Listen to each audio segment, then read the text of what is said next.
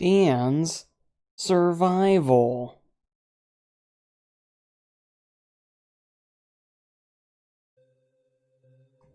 Hello, everyone.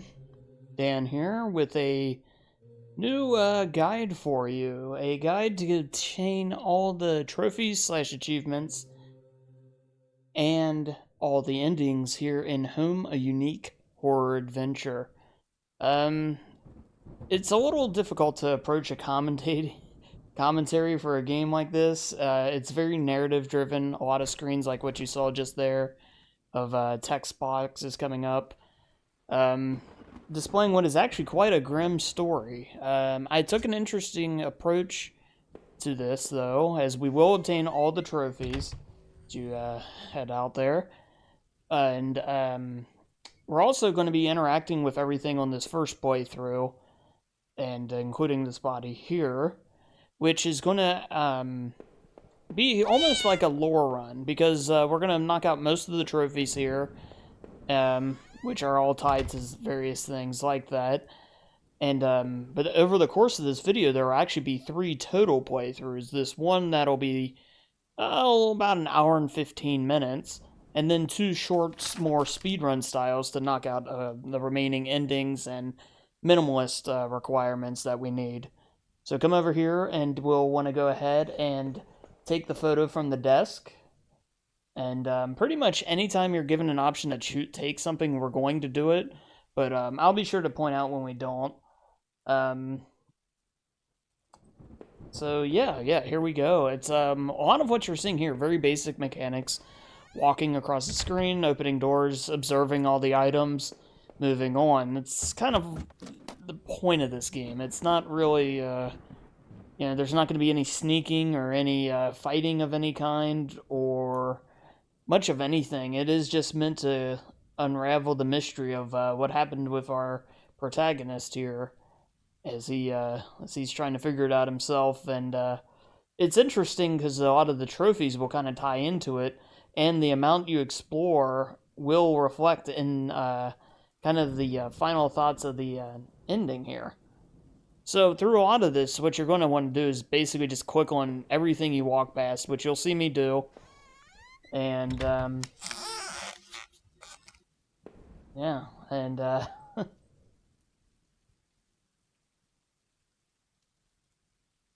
it's a solid game, though. I highly recommend playing this perhaps before truly diving into this video. I know it's weird to say, somebody saying I would love for you to watch it, obviously, but also when this is a good game to experience. And go ahead and again take the photo here, right here, and that's another item to pick up. And I kind of was doing this from part memory, so there are a few spots where in this first run there might be a bit of fumbling, and that'll mostly happen in the sewer and the forest areas. Okay, key thing here is to go ahead and make sure to free the mouse here, so which is make hit triangle, or it'd be Y, I guess, if you're using an Xbox controller. But free the mouse there. That is important. That is step 1 to getting the cause and effect trophy. And what I'll do is I'll go ahead and try and set up chapter points to allow you guys to skip to each chapter or each trophy being unlocked. And all right, and to open up to get out of the house here, or apartment, whatever you want to call this, go over to this photo, examine it, and there'll be a switch to press. Just go ahead and press that. Yeah, this game was actually a very small discovery for me here. Just looking through the PlayStation Store one day, I thought the style of it looked really cool, and I played it, and the story it's very intense. It gets very dark, and it's quite amazing. I hope you end up enjoying it as much as I have, and not just soaking in this lovely commentary here for it. Yeah, this is some moments like that where you'll see me pause. It happens a few times, which it's not probably the worst thing for a guide if you're trying to follow it step by step. You know, it keeps everything in track, but But that's mostly me just trying to remember where I need to go next. But again, we're just kind of checking all the rooms, we're checking all the items on the ground. And again, I wanted this to kind of serve as a lore playthrough as well. So a lot of the text will go a little slower, so if you want to just read it and experience the game this way, you can. And also, there is a non-commentated version of this run available as well on my channel. I'll link it in the comment section, so that way if you want to just see this game as it's truly meant to be without having to listen to me, you'll be able to. So the thing of note here is we're going to come to this taped up door here, and go in and make sure to examine it a second time, and that's when we can just go ahead and pry it open here. Really, as far as mechanics go, though, there's not much to talk about. It's pretty much what you see here is all we're going to be doing.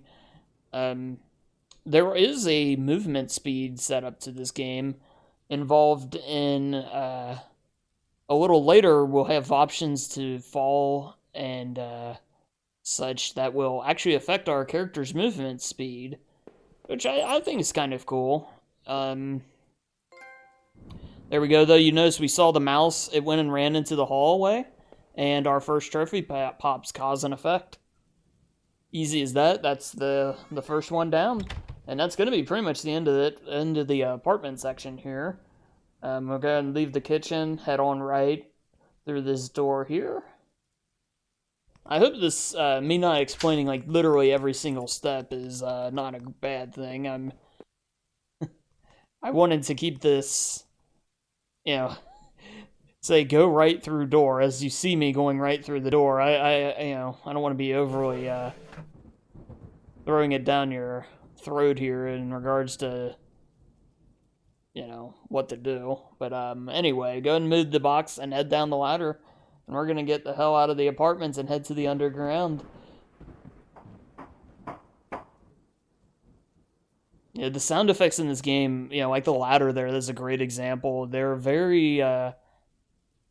everything almost makes it sound like there's something near you. This game, it even gives you the message there. You may have seen it at the very beginning, talking that you should play this game with headphones. I could not agree more.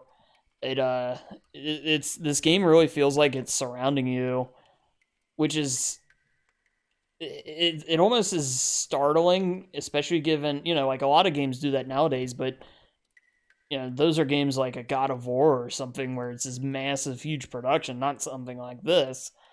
And boy, I love it. It adds so much to this experience. But yes, as we enter the underground here, though, just head right and pick up everything and or check everything. Here's a gun here on the table. Make sure to take it. It is required for the eraser trophy. So pick up the gun off that table right there, and then just head on right down the ladder.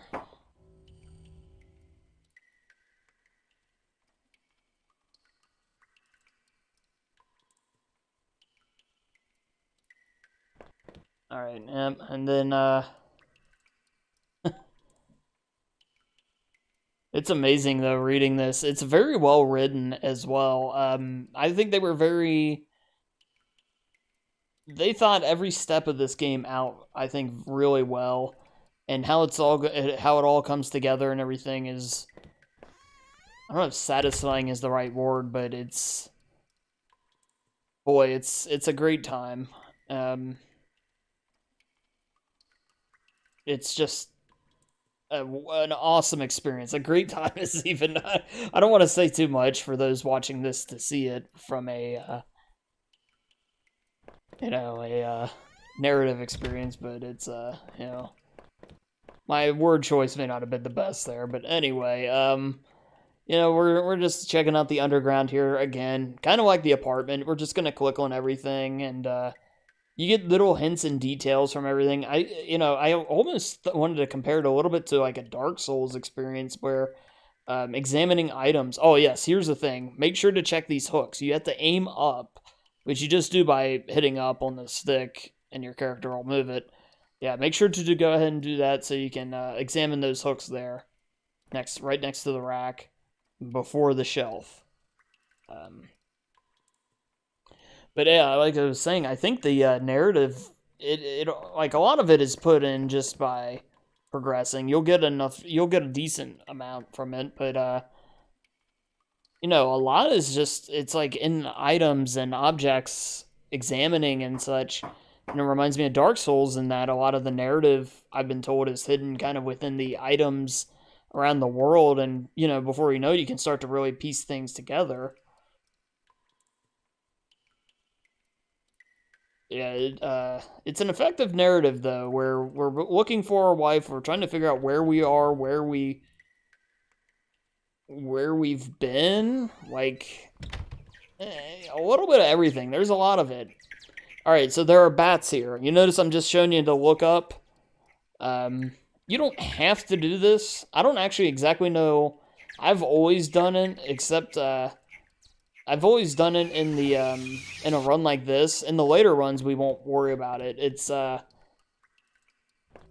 honestly don't know why, but it's I think maybe it just something to do, but I don't know.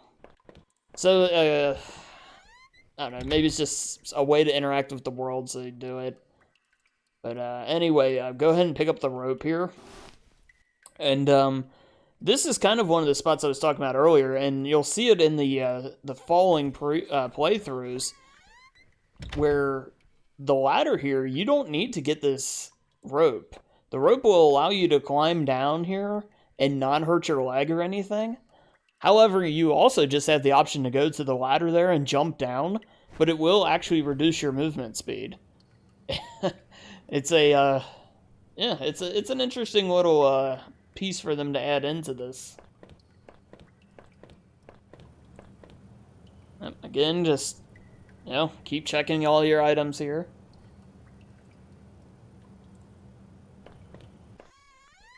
And keep moving forward.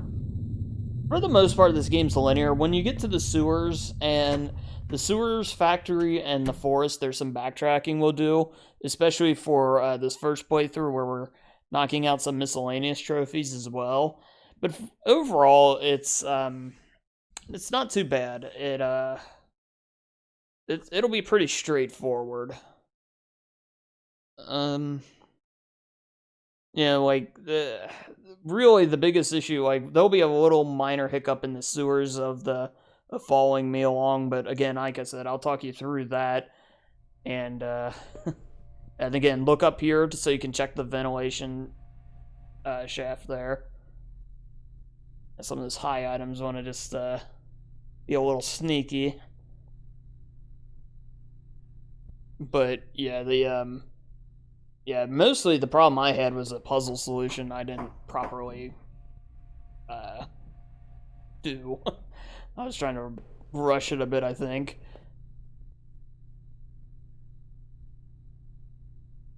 Yep. Alright, come up the ladder here and grab the VHS tape. Again, for the most part, we're going to be taking just about everything. I think there's one item in this particular playthrough we will not pick up, which is towards the very end. The second and third playthrough will be minimalist playthroughs, specifically designed for a trophy, and it is easy to kind of get them mixed up. So yeah, we want to, you notice we're going into the exit door here. So this is something that'll happen a lot, where we'll go into rooms like this. It's blocked off, but you want to go in there anyway so your character observes it, so basically that text comes up. You want that. There will be some locked doors we'll hit for the exact same reason. So that exit door, we'll come back there a little early. Okay, by the way, make sure to go ahead and take this knife. Just had the gun to my pocket. Yeah. Dude, I really need all of this. You'll be wondering that a lot. Yes, go ahead and make sure to take the knife there.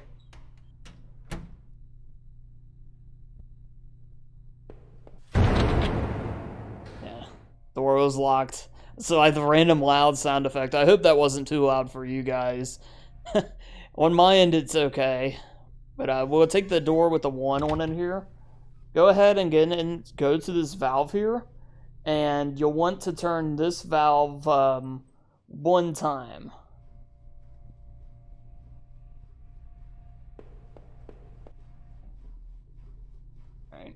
wait on my... So get over there and do it. See, so you hear that sound effect? That means you did it right. Now we want to go right into door number 2. Now to fix what I do here is on valve number 2, you want to turn this twice. Now I will do this again. I will fix this here in a moment, but I do it wrong here in the initial part. So you want to turn this twice though. Again, this will be fixed, but you notice I just ignored it and went to 3-4. So, and we didn't hear that click sound from before. For valve number 3, you want to turn this one 3 times. And then valve number 4, 1 time. So basically, number 1 once, number 2 twice, number 3 3 times, and number 4 once. You notice you heard the sound effect on number 4 because I turned it once. So 2 and 3 are not correct at this very moment. I apologize. I probably should have just edited this out, but my video crafting skills are not exactly up to snuff here, so you'll have to. I beg you to forgive me for that. But we'll get through this. Just if you just follow along, even if you did exactly what I did, don't worry, don't stress. You won't miss it. You won't, we'll be fine. But you'll notice I come back up and the water is still there, and I'm like, this is where I'm wondering, oh hell, what did I do wrong? And so yeah, we're gonna go back and fix it. So again, I apologize for this, but it happens. Yeah, so that's where I checked 1 was good. We got to come over here to 2, and this is where I'll fix it again. So 1,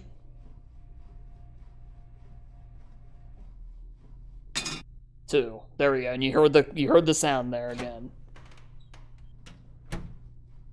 Okay. And then valve number 3.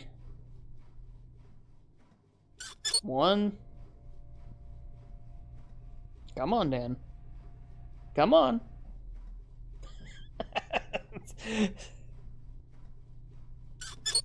I'm not gonna lie, when I went to record this, I could not remember. I did not remember this part of it at all. And there we go. There's the 3, and then you hear the clang.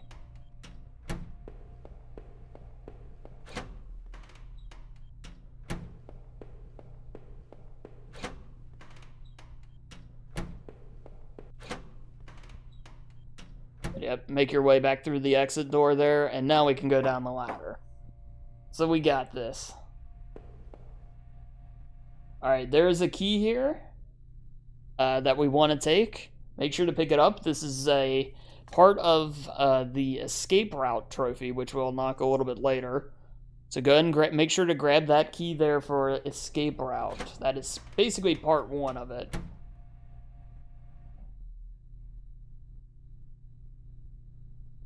Yeah, and that'll come to pass in the when we get to the train station. Again, just kind of check out everything here and head up the ladder. And we're almost out of these godforsaken sewers.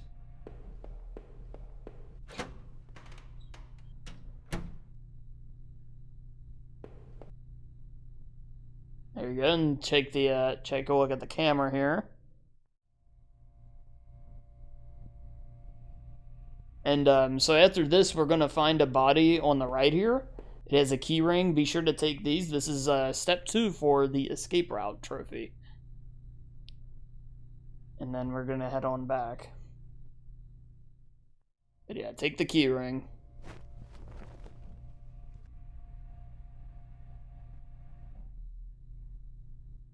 And again, I just want to reinforce that if you did want to experience this game without all my talking and everything, there is a no commentary version as well.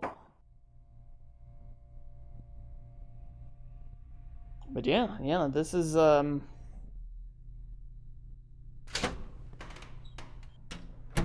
to the end of the sewers here.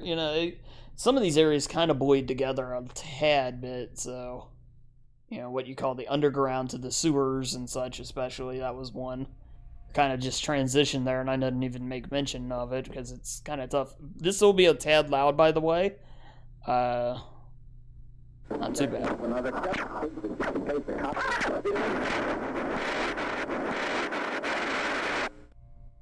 Alright, I went ahead and turned it a little bit there real quick.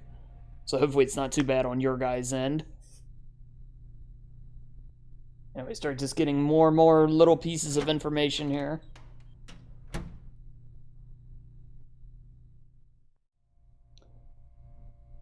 So there was another locked door before. You may recall, if you've been noticing your clicks, there was a locked door. We're heading back to that now. So we're going to head left through that door like we just did. Up this ladder, there we go.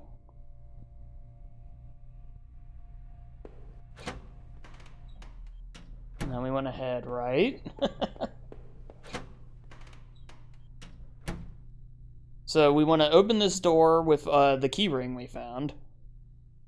And this is actually a part of the escape route trophy. Again, this is step 4 for escape route. So make sure to go through there, head left, and check out the bottles in here, and the clippings as well.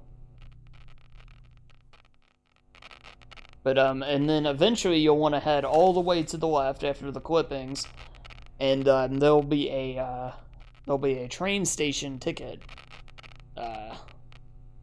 Or I believe it's a receipt for a ticket, but you'll want to take that. So, again, just, we're still on the clippings here, not to get too far ahead here.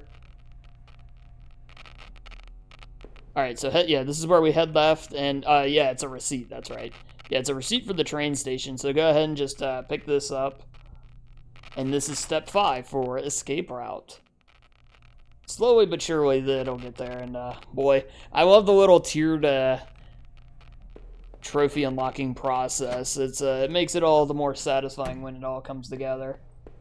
But yeah, go ahead and leave, and we're gonna kind of make our way back to where we were. Nice little jump scare there.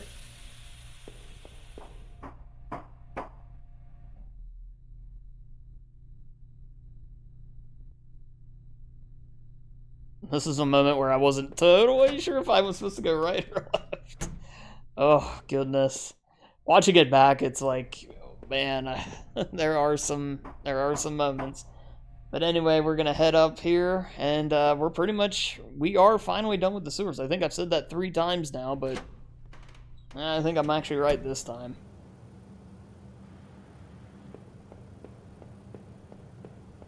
Alright. There we go. And we're going to be heading to the water tower now, which, this is the one time this section will have some real weight to it. Oh yeah, oh, yes. Before I forget, make sure to check that ventilation shaft. Look up and do it. I nearly forgot it, as you can see. I apologize. I should have made mention of that. I forgot that happened. But anyway, we're going to head to the water tower. This is the one playthrough where we'll see a decent amount of it. It and the train station both will be pretty much non-existent in the following playthroughs. And if you were worried like the underground and sewer felt like they took forever or whatever, in the future playthroughs, it's nothing like it. I mean, those runs as a whole take about 15 minutes tops. And so you got nothing to worry about there. But yeah, go ahead and walk left. Alright, and then we're going to want to look left here. Look to move left, and we're going to want to look up and find a hanging ladder. Go ahead and climb this ladder. I'm an idiot here, and I walked past it. But we'll want to climb that ladder there. I'll fix it here in a minute. You'll see me go left, but for some reason I thought I had something I had to grab over here. I don't know what, but yeah, we'll fix it here. Yeah, this is when I'm like, oh, this is the forest. So before we do that, though, we're gonna go back over here and climb up this ladder. And you could say this is step 1 for stolen identity here. Go ahead and up the next ladder. Go right, and there's some dirt, mud here on the, and you'll find your wallet. Why is your wallet here? Well, we'll just have to figure that out, or possibly, or do our best to figure it out. But that is, you could say it's step 1, step 2 for the stolen identity trophy, though, where basically we're gonna have to track down a whole bunch of our guy's things, and his wallet is number 1. So go ahead and check the railing there. You know, get an idea of where you're at and everything. And then we're going to work our way back down. And so there's the one key we got from the grate. We're going to use that here at this chain link door. Go ahead and open that. Everything serves a purpose, but this is another part of the escape route trophy here. But this is where we're going to head right and enter the train station, finally.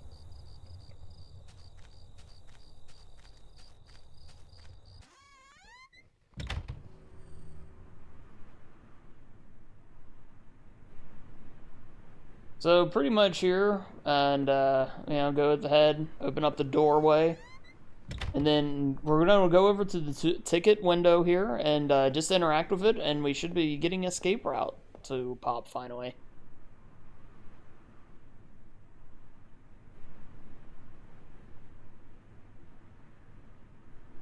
And you'll notice I do a couple of celebratory fist pumps with the lighter here. Because, you know, why not? But, well, I say this and then it'll be like, oh, yeah, wait for it, wait for it, wait for it. Hey, there we go. Alright, we're in business now.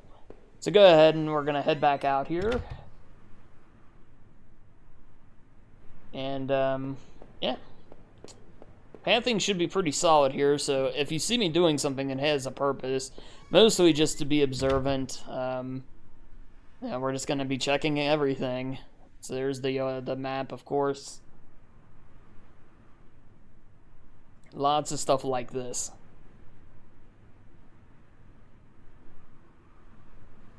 But see, there's a lot of games where I often feel like there's filler or, I don't know, bloated amounts of content that I really don't need to know or I don't care to know. A game like this, though, where the entire point of it is the mystery and it's so small scale that all that really is here. Make sure to go out and check this train, by the way. Easy to kind of miss this room, I always felt like. But where the mystery is built around it, I love getting every piece of info I can. It's weird.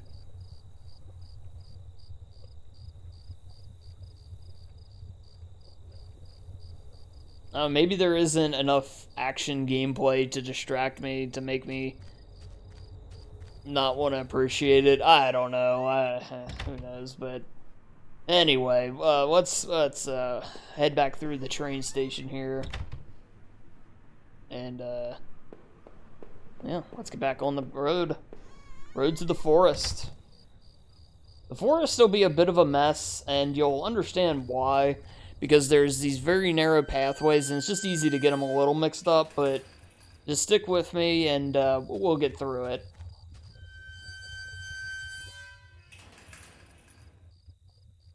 Alright, so we're going to see the forest entrance sign, and there'll be these small pathways you'll see, where it can get a tad confusing. But we will be working on a couple of trophies through here.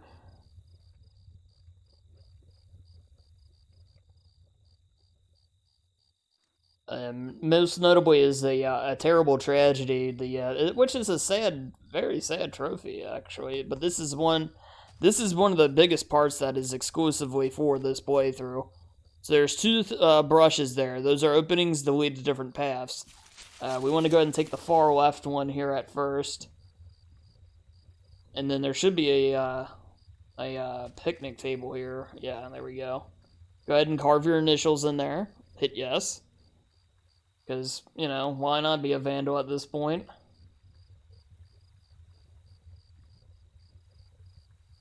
And so we're going to come up to the water here. This is a very important part. Do not go into the water yet. Alright, just go over here and observe that the water is there. Come on, man. There you go. So just, like, go ahead and queue up the text screen here, but do not cross. Hit no. It didn't seem wise to try, and it would not have been wise to try. So basically, we're going to want to backtrack now and enter the far right bush opening, whatever you want to, you know, whatever the pathway. So not that one, the next one.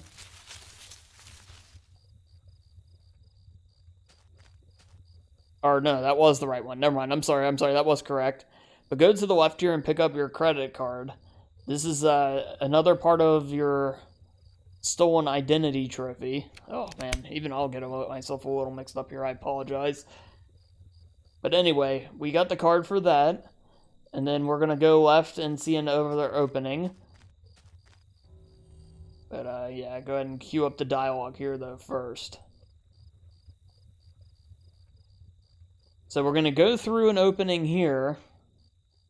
That'll lead us to two openings. One on our right and one on our left. And we're first going to head right here, and we're going to check out a campsite. As I'm trying to make sure I have this in order. I'm not playing right now, by the way. This is a watch back. I'm not actively trying to do this at the same time. But we'll want to check the fire pit, you'll want to check the seats, and the tent. All three things. And this will kind of serve as step one, if you will, for A Terrible Tragedy trophy. Yeah, there's the chairs.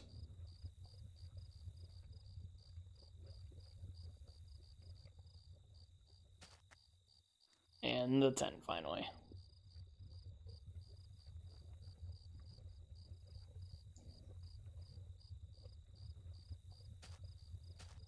Okay, and now we want to enter the bushes on the far left. Alright. Head on right, and we should find a notebook here. And this is another part for A Terrible Tragedy. You know, slowly the whole mystery unfolds here, but hit yes, obviously, here. And we can just get more and more of this, the sad unfolding here of what's really going on in this game. Just little bits and bits. Again, it's little drops, and a lot is left up to interpretation, I believe. It's kind of a choose-your-own-adventure, almost, with how it'll play towards the end. I don't want to jump the gun too much there to give you an idea, though, but it's pretty cool. But yeah, just head on back. That's all we came here for.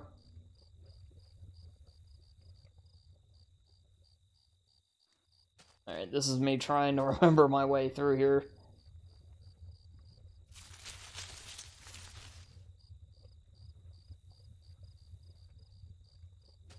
Yeah, that is the forest exit. Yeah, you want to come right. You should see this lamp here. And go ahead and go through this building. So far, we're still good. If you're with me, you're good. Head into this building here. And we're going to go over and check the sink. After the sink, there is a wooden plank in here on the far left. Which will go for A Terrible Tragedy. But our big goal is to use this plank to allow us to cross the water from before that I mentioned do not cross. Taking this will allow us to do that, cross it safely without any issue. So, again, go ahead and take that with you, and now we gotta make our way back, and making our way back is where I'll make a little bit of some maneuvering errors here. So just bear with me. Just if you want, just follow along, and you'll see. We'll get there. We'll get there. It's not as dramatic as I'm making it sound. I'm just letting you know it's not going to be 100% perfect. More than anything. It's like, does this look right? No, no, no, no.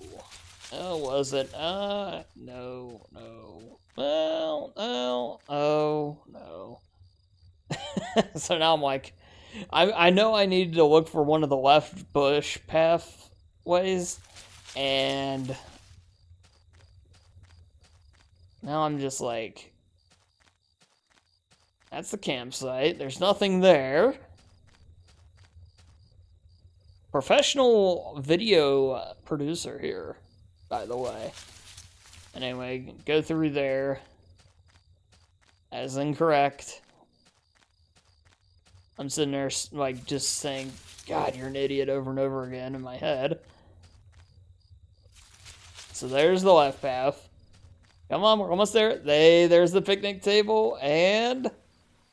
Hey, there's that water. There we go. That's better. That's what we were looking for. So go ahead and interact with the water and use the plank.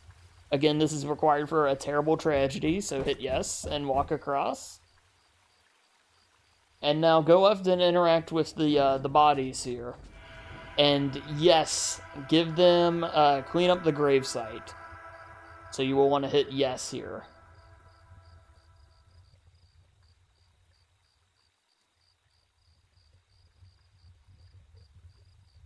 Yeah, so go ahead and hit yes there. Very sad stuff, though. This is not a game for the light of heart. And I'll warn you now, this stuff is not so bad right now. The later parts of this game do get quite dark, and it's gonna be hard to. It's tough stuff. And just go ahead and head on back across here, and the terrible tragedy trophy will pop there. But yeah, the subject matter in this game can get it's gonna take some very wicked turns. I'm not gonna spoil it if somebody's watching this that's experienced the game for the first time, but just be forewarned that grim times will be ahead. And but anyway, we're gonna make our way out of the forest now. We are pretty much done here, thank goodness, and we'll head over to the factory. As I'm slowly but surely making my way back out now. Come on. Come on.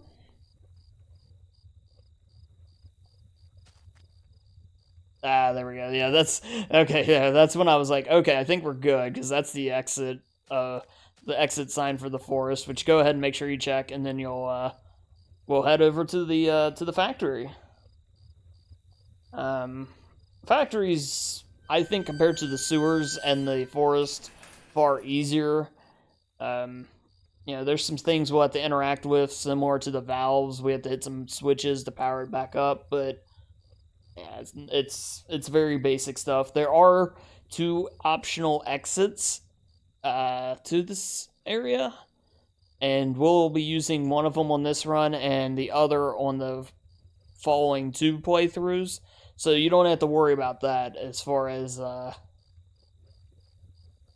seeing everything. If you follow this video all the way through to the end of the video, you'll see everything the game has to offer, so don't worry there. I don't know if it really matters for trophies or not. Or wait, it does, because the minimalist playthrough requires one of them. So yeah, go ahead and just make sure to follow this the way we are here, so that way you don't accidentally miss out on your minimalist trophy later on. So yeah, I won't steer you wrong. It might be a little janky at times, but we'll get through it. Yeah, head on through here, check this body out here for the guard. Just doing his job.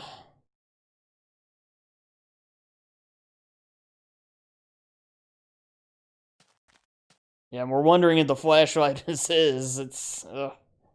But yeah, go ahead and take the watch here. Which is another part of the stolen identity trophy, by the way. Another piece of the puzzle unveiled.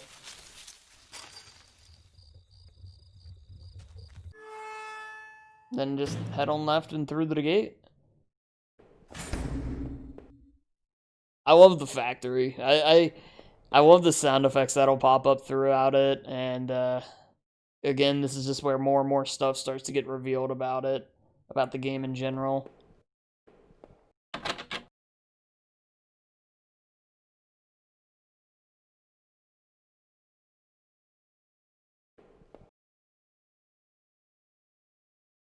Yeah, and see the power box there will light up once we complete this, but we actually will not see it again. Yeah, that door there is one of the options to leave. That's the one we'll be doing on the next playthrough. So yeah, for now, go ahead and head on up the steps here. It smelled old and rotten. I noticed the old bulletin board on the wall.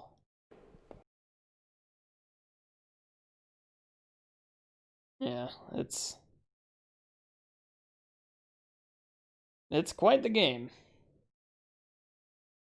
I don't want to be sounding like I'm overselling this game either. I'm not going to make it seem like it's the masterpiece of masterpieces. Obviously, that happens a lot, but it is for what it is, it's very good. So our first switch here, we're going to go ahead and pull it 2 times. You'll hear a very distinct sound here. That right there means we're good. Simple as that. And then switch number 2 here after this locker. Face was unrecognizable. It was bad, man. Go ahead and pull this one once.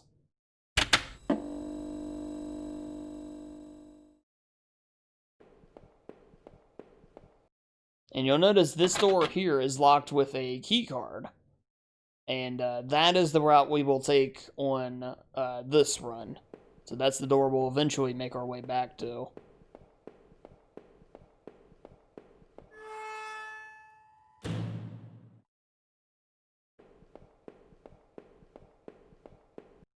Okay, make sure to check this break table before heading upstairs.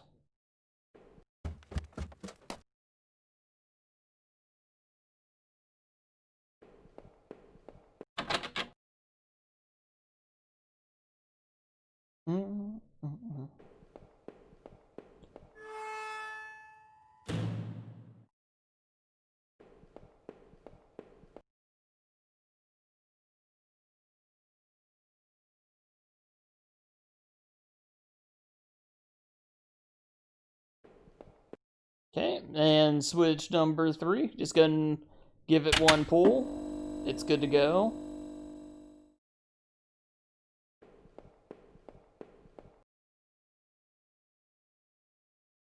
Yeah, I remember thinking even, yeah, make sure to take the hammer here.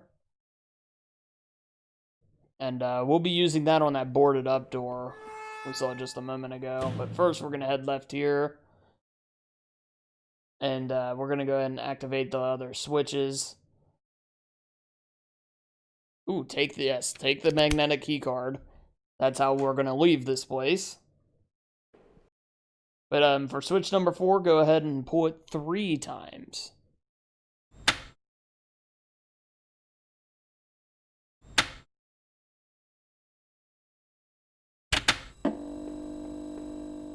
And then switch number 5 twice.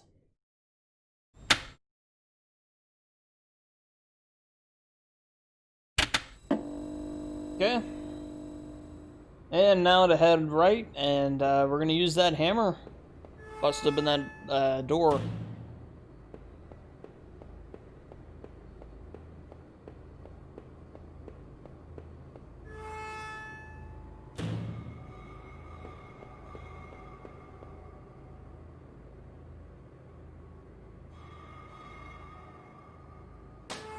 Yeah, and he just leaves the hammer behind. He's already carrying a knife and a gun. He doesn't need anything else.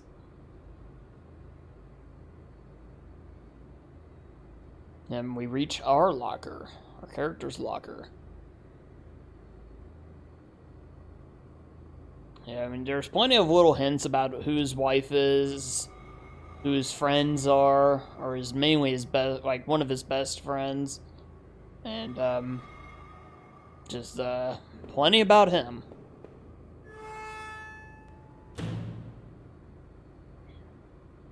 We start to realize we're less Harry Mason and perhaps something far less.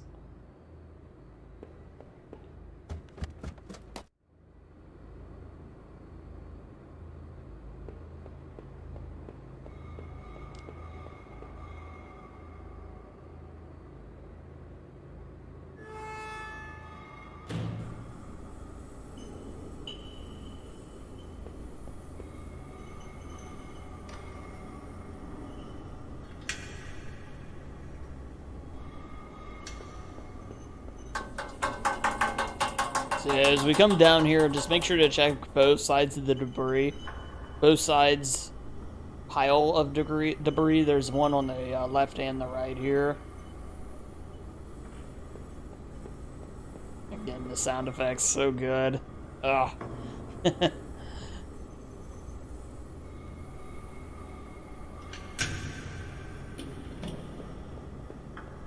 Yeah, there's the right side. Yeah, make sure to go ahead and grab that one too. And head on out.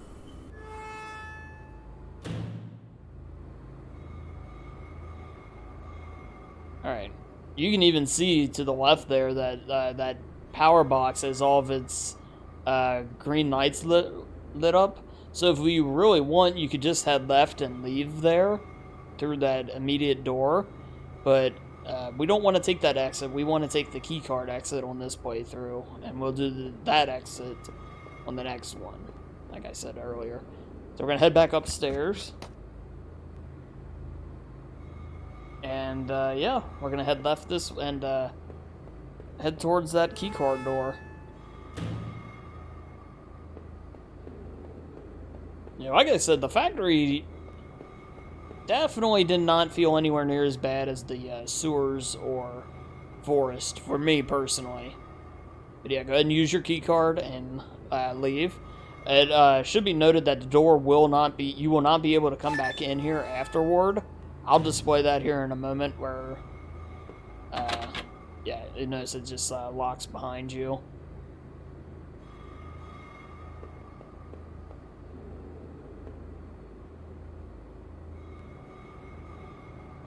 Looks like you can jump to the room below. Yeah, we're already hurt, but we're gonna jump again, and we're gonna. I think we're hobbling now. It's gonna hurt even worse. And we're gonna have that reduced movement speed, which is something that's very similar to kind of what I was talking about earlier. If you don't use the rope, yes, go ahead and read the letter. Make sure to read the letter here.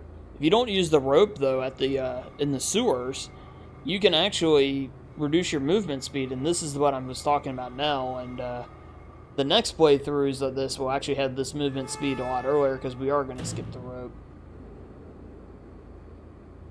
It's not dramatic, though, thankfully.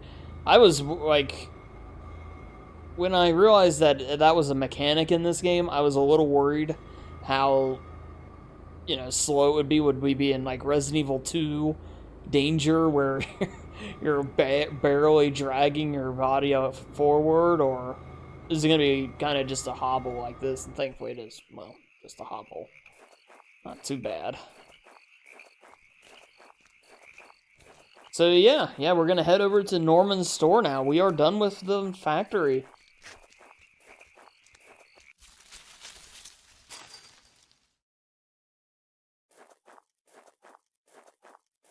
I have to say too, obviously the limitations and what they were working with and how they wanted to approach making this game. This game wasn't going to be fully lit up and bright and beautiful or anything necessarily. I love the way they executed their lighting, though. Yeah, go ahead and grab your credit card here, by the way. This is another piece for your stolen identity.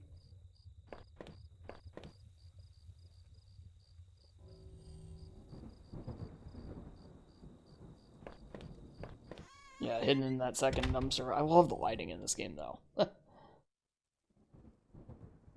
So yeah, just so long as you're picking that up, you should get. We'll eventually get that. We're a bit away from it yet, though.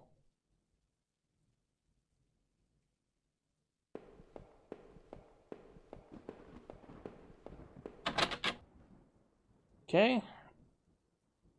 Yeah, we'll notice that it's locked. Then we need a key. There's a bit of blood on the keyhole. So we'll have to figure that out by going upstairs.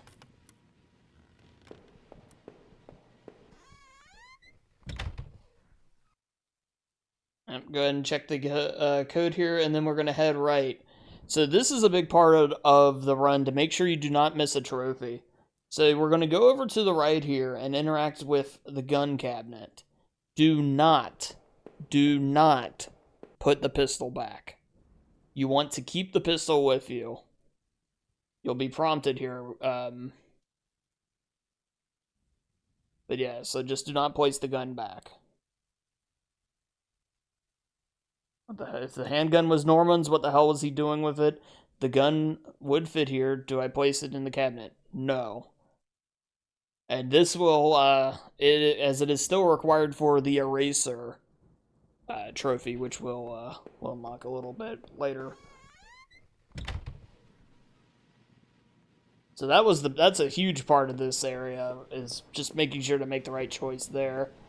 So we're gonna head on left here though, and sadly we're gonna find Norman.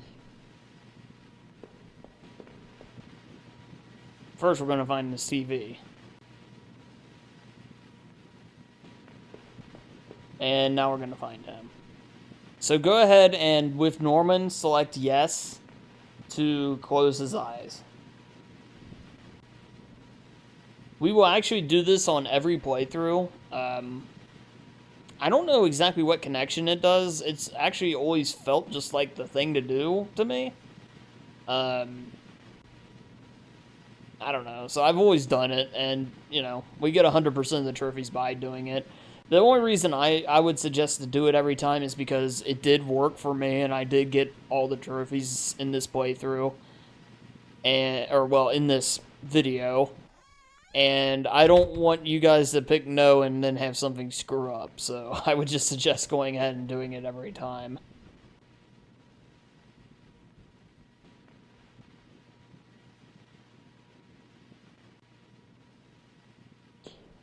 Alright, and make sure that this is a story required item here. So for the minimalist trophy, even the hairpin will not hurt you. But we'll worry, again, that'll play into the next playthrough, but we do need to take it, as, like I said, story required, because that's actually how we're going to open that blood-filled keyhole downstairs. But first, we're going to go up to the attic, so make sure you look up here for the pull string. Pull chain, whatever you want to call it. Oh, excuse me. And we're just going to go ahead and observe a few things up here. Again, more realities coming to light for our protagonist here.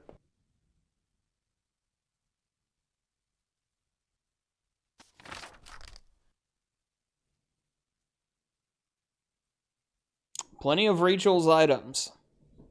My wife's clothes.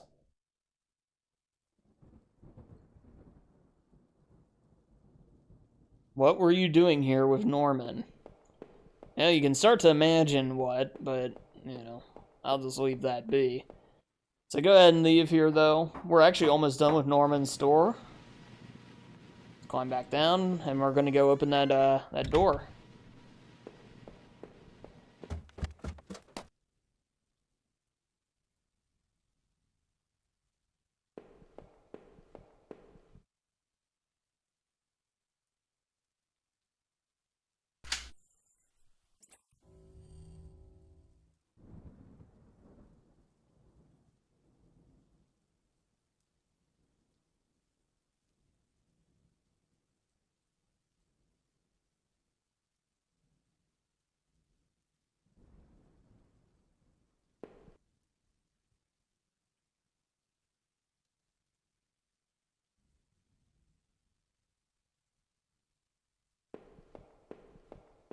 Yeah, not much to really see here in the store, which kind of surprised me, to be honest, but yeah, it is what it is.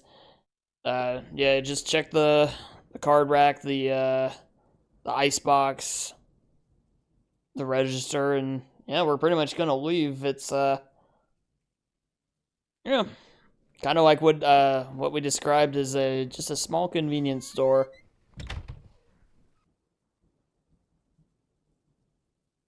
But yeah, we're gonna head to the alley, which will lead to our home. We kind of take our reflection on Norman and everything here. Norman and Rachel, what was going on.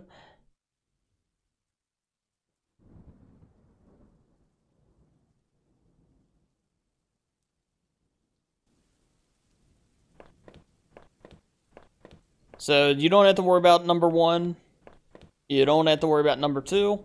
And you don't have to worry about number 4, because number 3 is the only one that is unlocked. Just go ahead and go through that. And go ahead and walk past the first gate, but be sure to check the mailbox here. It won't really look like a mailbox, but you'll know what it is just from the interact point. But yeah, go ahead and read the letter that is left within here. Turns out, of course, it's a letter from Rachel.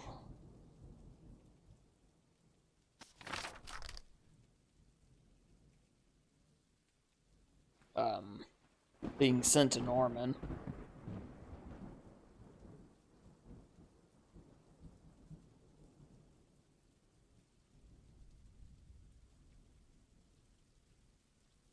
But yeah, this is the home stretch of the game. Not very long, and it's better for it. I think if there was like even just one or maybe 1 or 2 more sections, it would have been too much.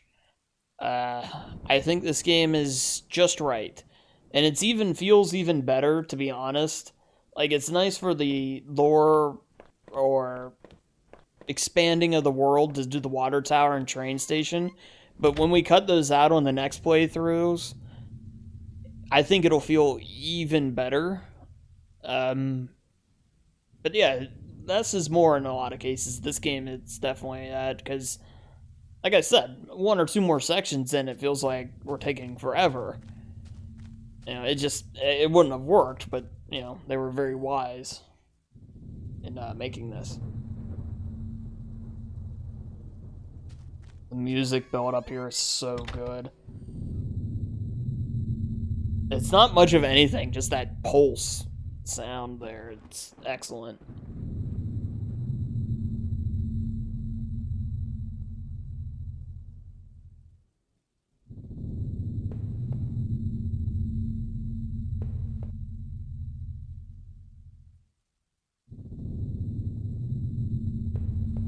So again, like usual, we're going to be pretty much interacting with everything.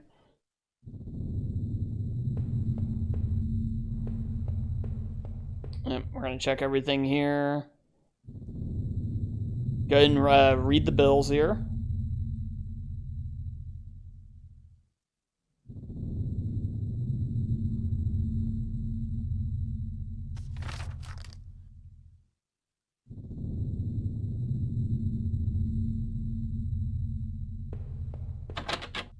Left, check the front door.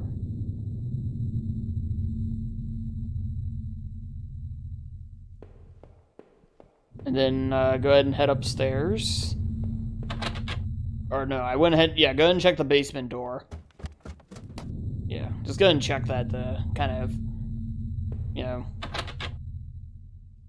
like I said or said before, it's always nice to go ahead and just pull up every dialogue box you can.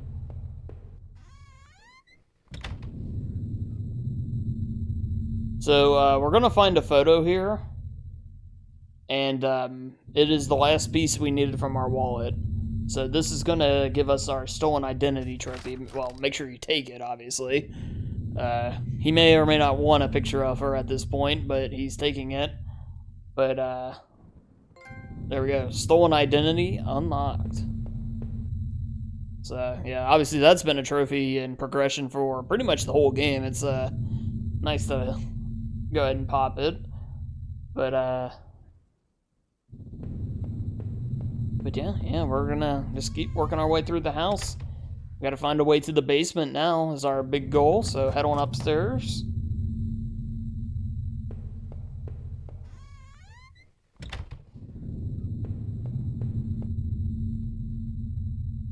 Again, just kind of checking everything. Just realizing it's interesting how this is written, of how this man's wife is 100% on his mind, of he's just trying to figure everything out, and she is, you know, right there with him. But go ahead and open the suitcase and take a look. As you can see, she was planning to leave, and had a train ticket and everything even.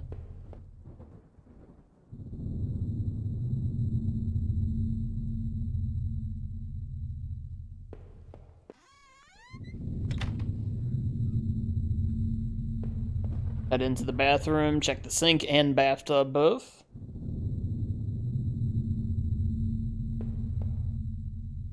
Yeah, sorry if I'm getting a little more quiet here. There's just... obviously, this is very straightforward for a lot. I mean, just obviously speaking of what I'm doing, but... You know, this is just such a unusual and powerful part of the game that I feel awkward joking around too much about or whatever. So, you know, I usually just kind of will, you know, I'll be here and I'm mentioning everything. You know, grab the key there, obviously, and but yeah, I wanna pay respect to the situation as well. So yeah, go ahead and head on down the next flight as well, and we're gonna open the door that was locked to head into the basement. So there will be a little bit of a back and forth here. So as you head in here, go ahead and check the box there. Just Christmas stuff, but there's another the bags here coming up. Make sure to check them as well, where you'll find yet another key. And that's the last bit we're gonna need for now. As far as items goes, but we'll go ahead and observe the box here, and then the far left wall. Excuse me.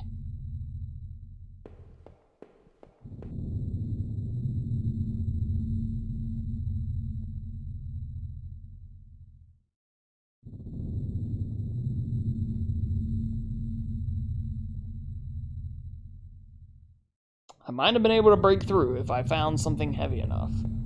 So you can imagine what our objective is. So we're going to head back upstairs with the new key in hand from the garbage bags. And up again.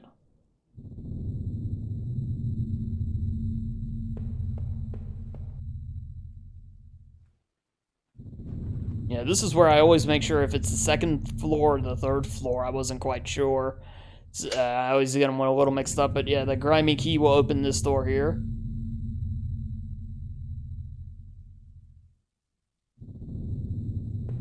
And walk over and take the crowbar, and we're going to head back to the basement to bust open that drywall.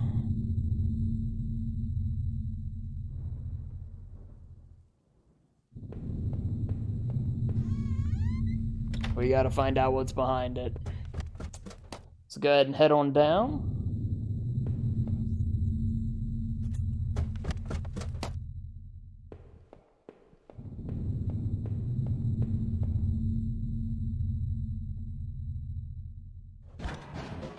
And break it down. So when we get to we're gonna now take our path left and reach the end, and we're gonna find a pile of bloody rags. There will be a prompt here for us. Make sure to answer yes.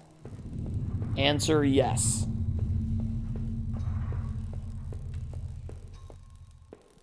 Just keep going. Some blood there, but this is what we're looking for. So again, go ahead and answer yes to this prompt, and this will unlock the Grim Discovery trophy.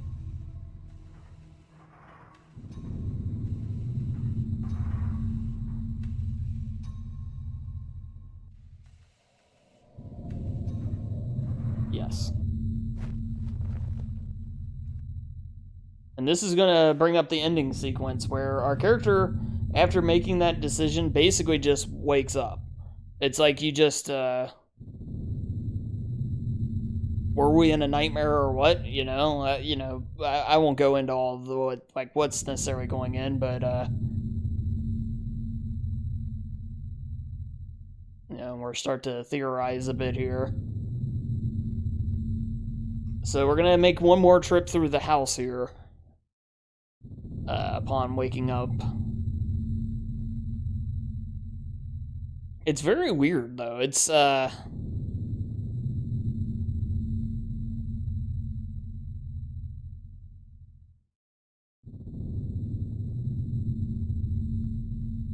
But yeah, he goes ahead and falls asleep. But we'll wake up here on the 3rd floor, and this is the ending sequence of the game. There's the Grim Discovery Trophy. I just gave it one fist bump because that's yeah. Again, respect to the situation a bit. Anyway, head right, check the bookcase, take a look at your wallet. So now an interesting part of the game here is there'll be a few, this is the choose your path parts. You can choose yes or no here. It does not matter for this one and a couple others that I'll point out. So for all of these, I went ahead and chose yes. Every one of them. You can leave that to your decision. But I believe it shouldn't matter. Like this photo here will be the same thing. I went ahead and just chose yes. So if you want to make sure you do it just like I did, do that. I am like 99% sure it won't matter to anything. So, but I just want to make sure to preface it, so if you miss something, yeah.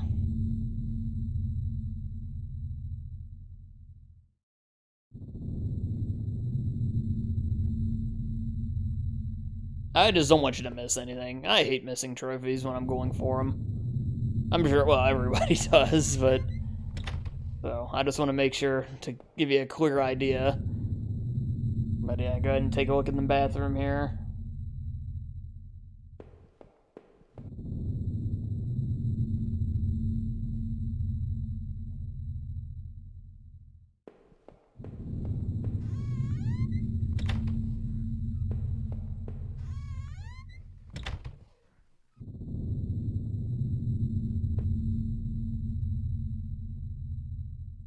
Okay, there's the factory key card again.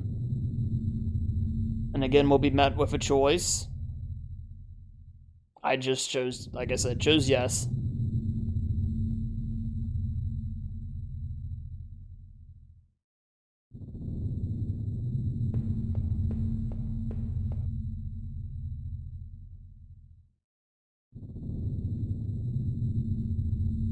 But yeah, we do have another series of events to do for a trophy, the Secret Documents Trophy, which calls for us to open up a safe, basically. So we're going to start that here in the next room or so. We're going to head right, and then on the ground there should be a safe here. And, I'll wait until I walk it. There it is.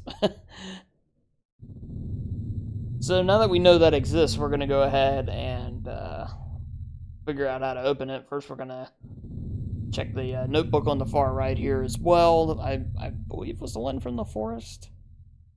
But, and then we'll start tracking through the house to figure out how to open this thing. Yeah, it was.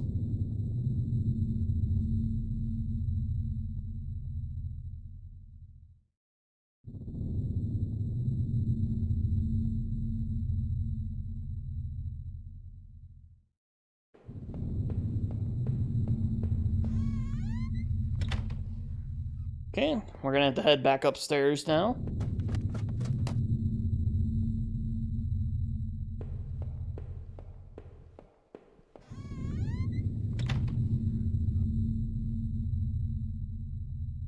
Alright, now on our the computer desk, there will now be a post-it note we can take. And that on it will have the code we need to open the safe. It's a pretty simple solution to this issue. It's just a matter of knowing to come back here and take the code.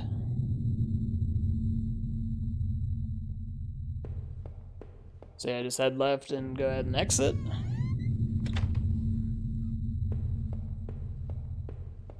Back downstairs. And back to the safe.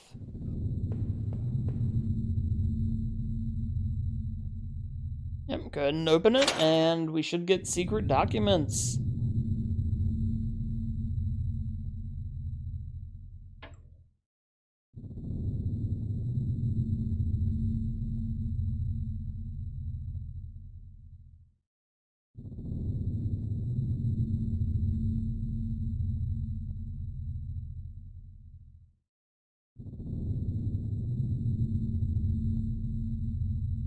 And of course, you open the envelope.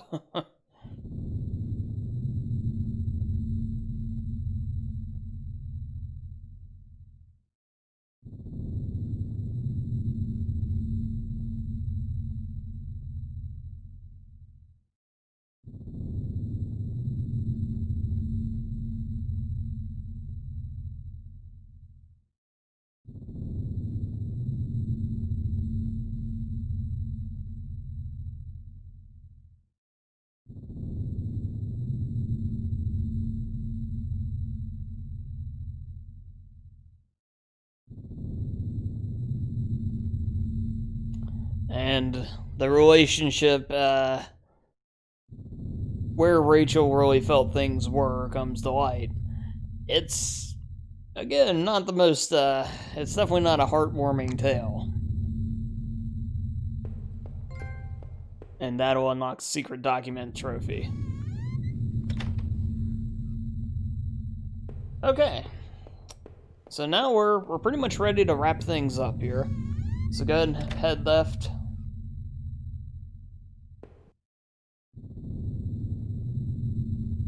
And once again, observe the letter here.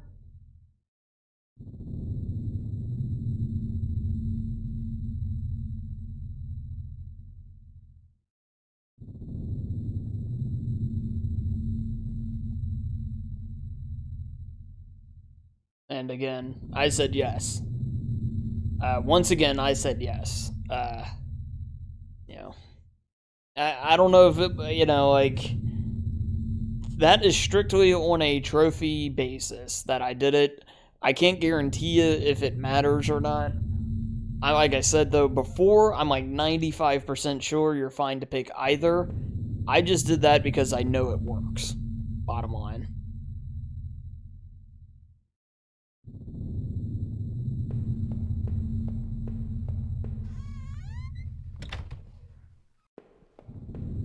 Okay. And when we reach the basement, or if we've did everything right, you should get this message about it's probably time to head back to the basement, because that just is the game's way of telling us that we've looked at everything. So, you know, feel free to leave is almost what it's saying. So yeah, head on to the basement. So we're gonna head left here, and we're gonna find the knife. Do not pick up the knife. Just leave it.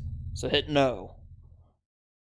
One of the few cases where you do not pick up the item, but do not pick up the knife.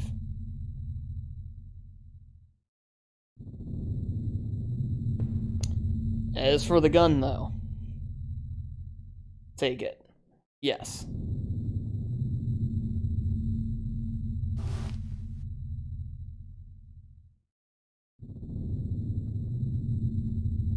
Okay, head on back upstairs. And the gun, again, is required for the eraser trophy.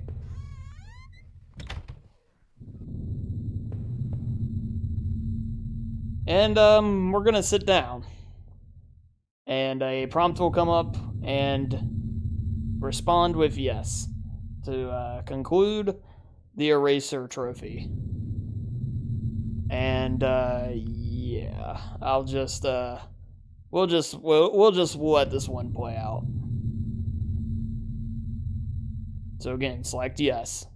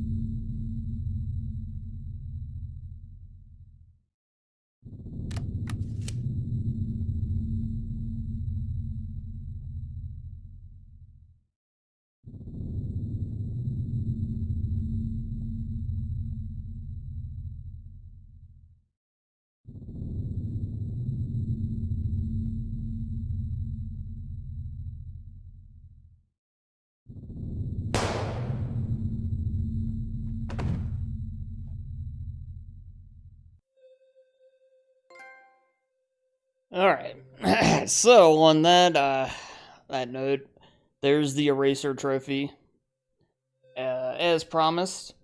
And we're not done. We still have 2 more playthroughs we're going to do.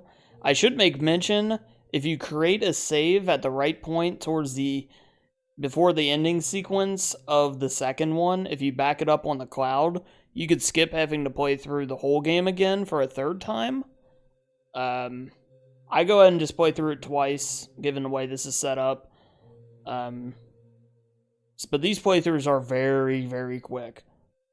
So for this next playthrough, we're going to go for the Like It Never Even Happened trophy, which is basically only interacting with what you have to. Both playthroughs will end up taking this route just because it's quicker. So we're going to go ahead and roll right into that and, just help knock out some of the other trophies we need.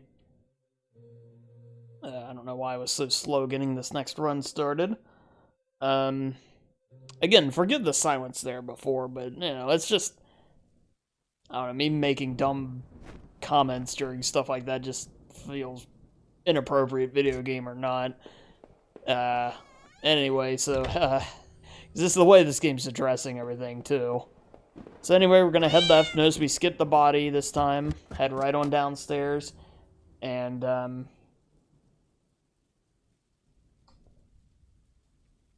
yeah, I'll be, the text will go a little bit quicker this time, too. It's obviously meant more in that spirit of a run.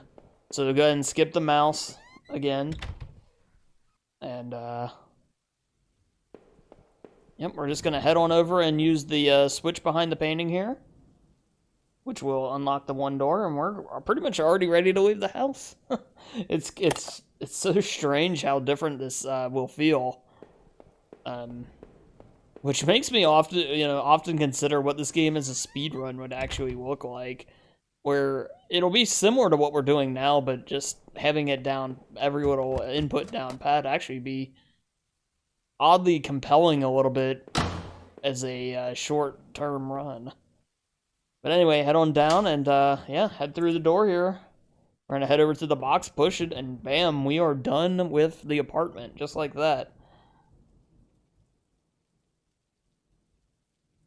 Alright, so, we're going to go ahead and, now we're going to climb down. We're going to walk past everything. When we get to the table, though, we will be able to take the gun. Take the gun again. We're going to have a different usage for it this time, but make sure to go ahead and pick up the gun.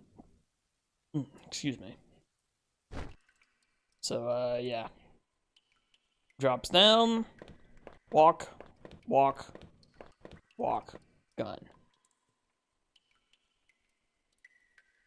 Yeah, just make sure to pick this up. This will be used for a close call this time. So it is still very much a part of what we're doing here.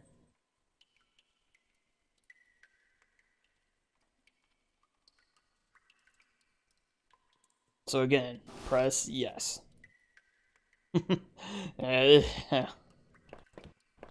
Okay, and climb down the ladder. And big note is, do not touch that. I don't know why I almost touched that, do not do it. Climb down the next one.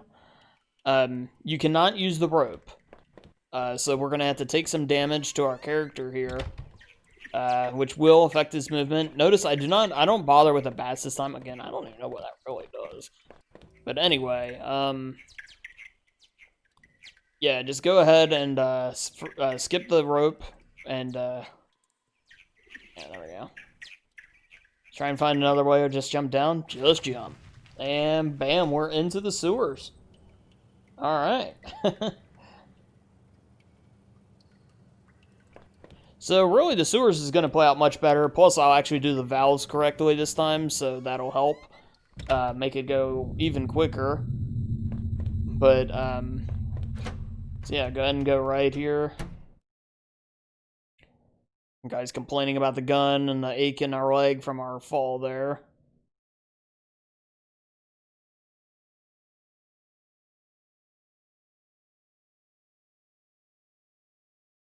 Really not too much to say, though, now. I mean, the first playthrough covered a lot of it.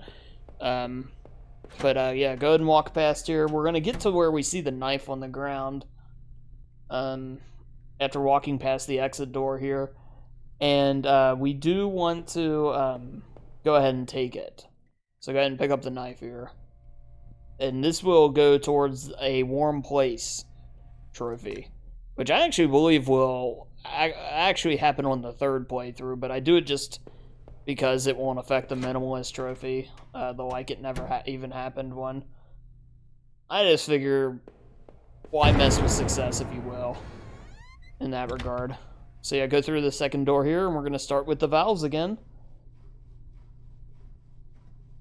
And again, this time I actually, you know, pay somewhat attention and do it right.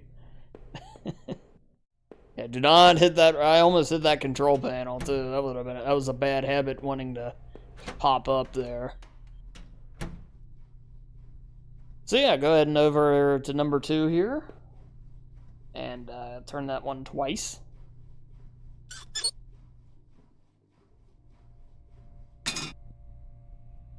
Okay. Then the valve number 3, we're going to hit that one 3 times.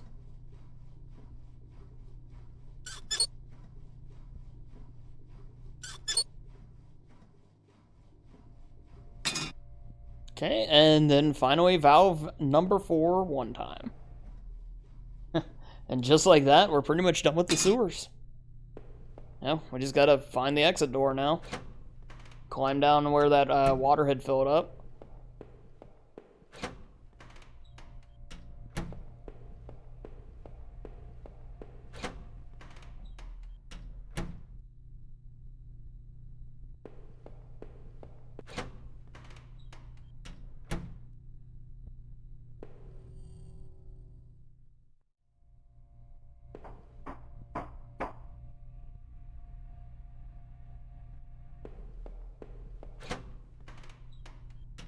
Head on through. And up the ladder.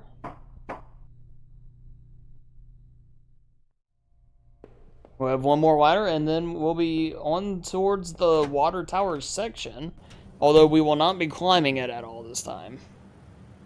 We're just going to pretty much walk past all this stuff, the water tower and train station both.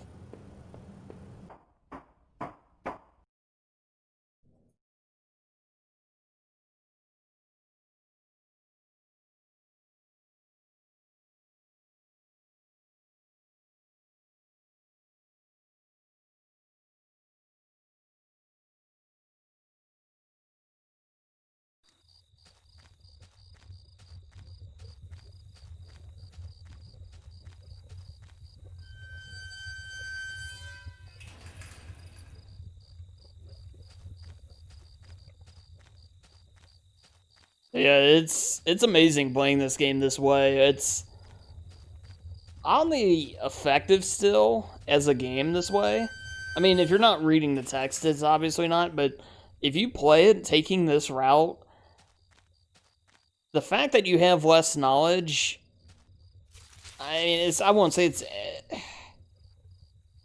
it adds a lot to the level of mystery to the game, though, by having such little knowledge of what's going on in the moment.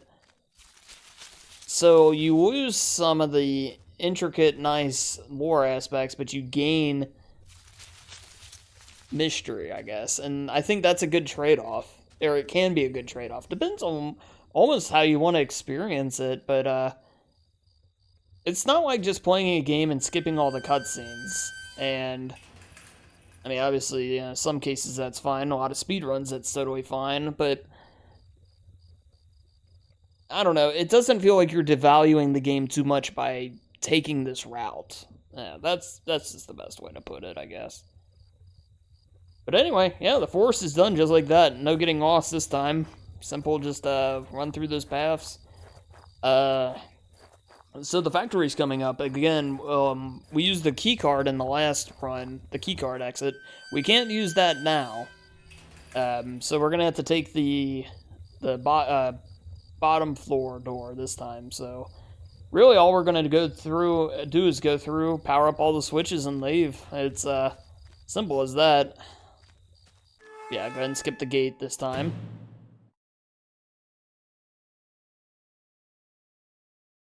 Yep, head on upstairs.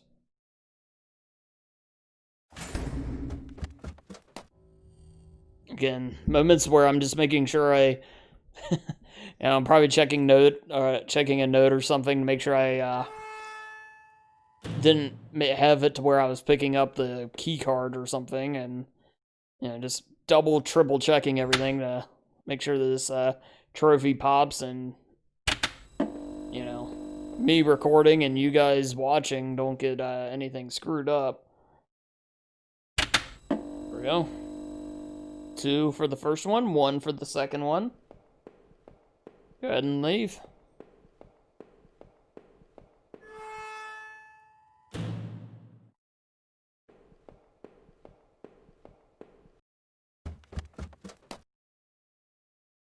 Okay.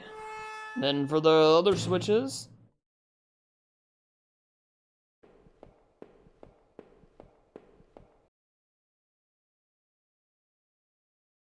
Okay, 1. And then 4 will be 3 times. Which, yeah, let's relax the doorway. Yeah, so 3 flips here. Yeah, I appreciate the fact that this game had 3 endings, though, given the way it works as a short playthrough.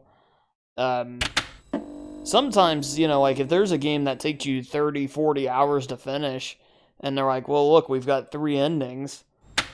Unless I really, really love the game, there's like a 1% chance I'd actually go back and see them all. Well, play through the game to see them all. I'm just going to look it up on YouTube.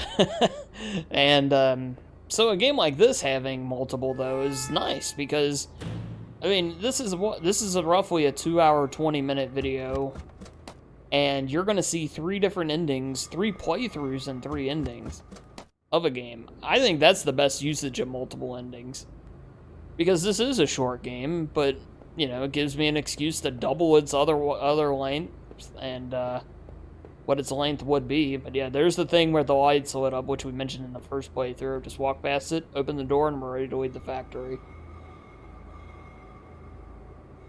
Yep, go ahead on through. So, a big thing coming up here is Norman's store. And this is where a couple, well, not really a whole lot, but a few things will be different from the last time. Mainly, we're going to place the gun this time, which I'll explain once we're about to do it. Pretty straightforward stuff, but it's a... yeah.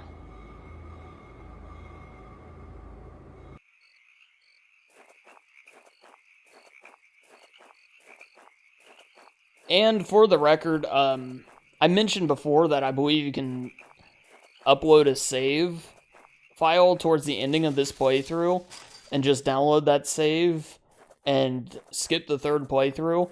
I'll make a time marker in the description. Like, I'm gonna try and make chapters for all this stuff, and I'll make one for the point where you can do that.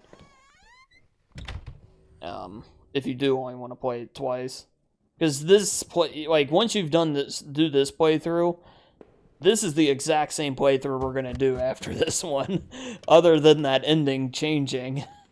So it's nothing dramatic. But anyway, here in Norman's place, so for the close call trophy, it seems like it needs to have Norman's eyes, you closing Norman's eyes here, as part of it.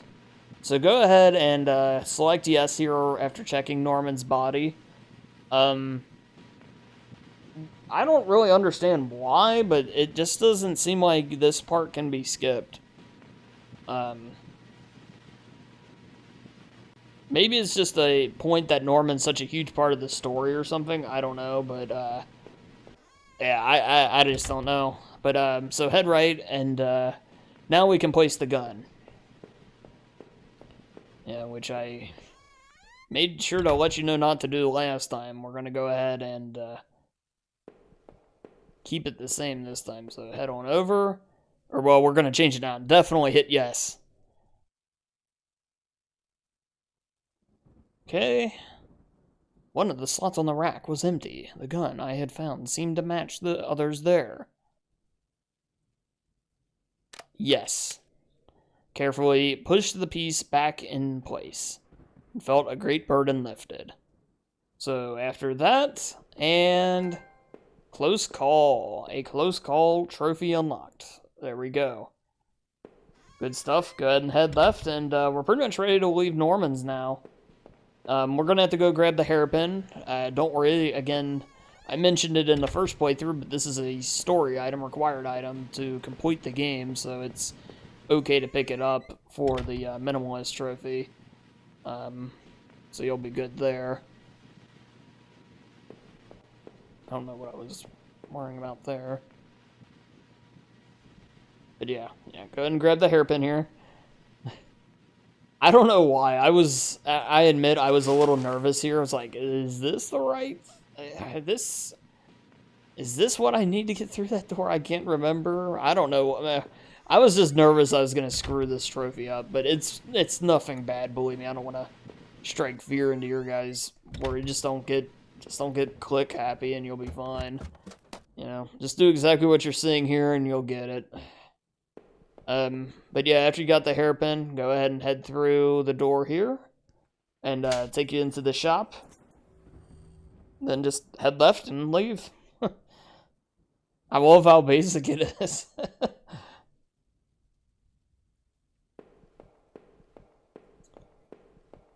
Simple as that.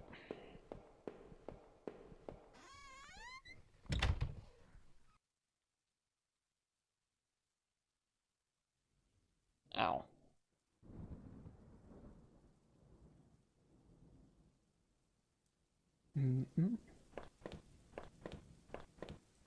Okay, again, skip the first two doors. Third one is your answer. Notice the hobble there, by the way. That's one of the screens that really shows it well.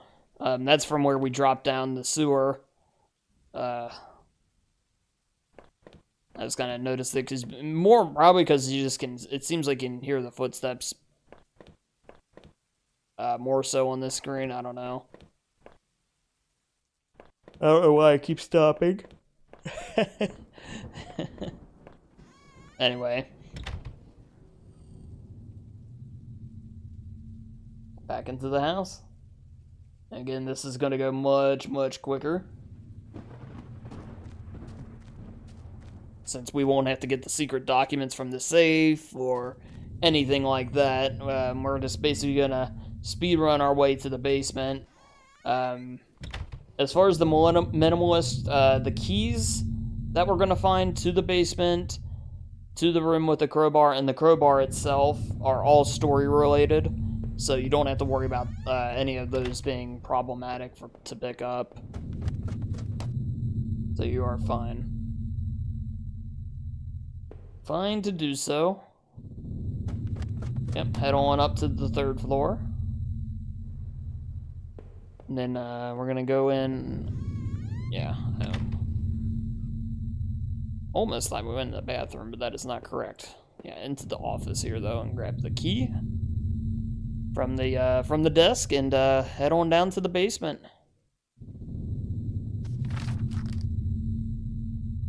Now, in the basement, we're just going to go and make sure to only hit the black garbage bags to obtain the grimy key, I think is how they describe it.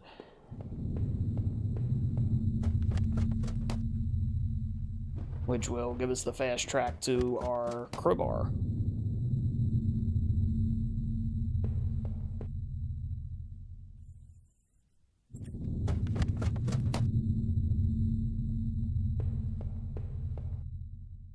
Okay, and... Yeah, there we go, dirty old keys. So, did you take the key? Yes.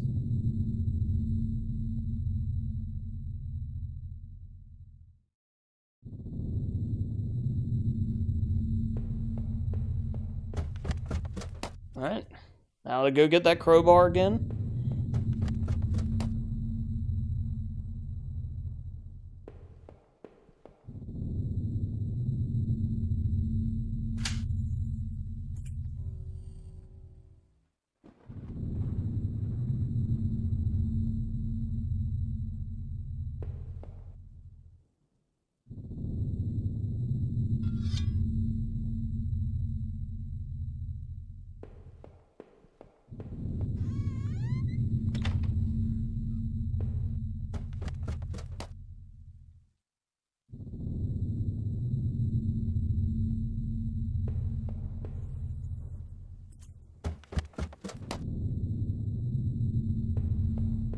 Okay.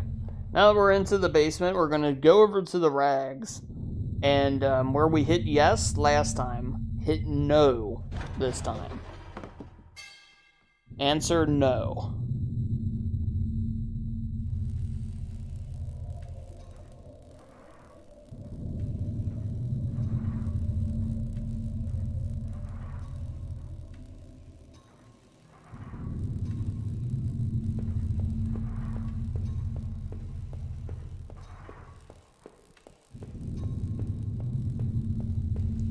Now, after we answer this question, is the point where you would want to consider quitting the game and making a backup save to save yourself a playthrough. It's totally your decision if you want to play it again or not. If you just want to see all the endings, get all the trophies as quick as possible. But yes, selecting no here. That'll unlock I like to remember things my own way. And after that trophy pops,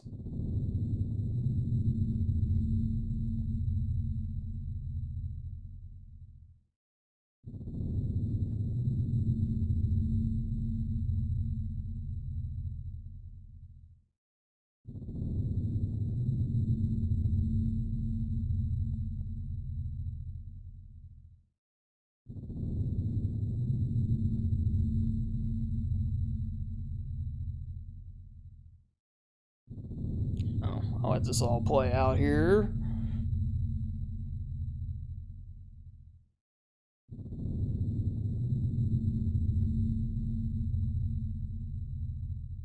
Can no longer fight the exhaustion.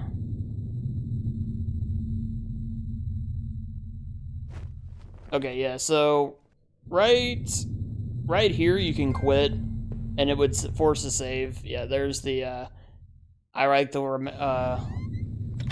remember things my own way trophy. But yeah, you can quit and make a backup save if you want right there, and it'll restart you at that same spot. But for now, we're just gonna basically, we're not gonna worry about going to the basement on this playthrough. We're just gonna leave. We're gonna head left out the front door.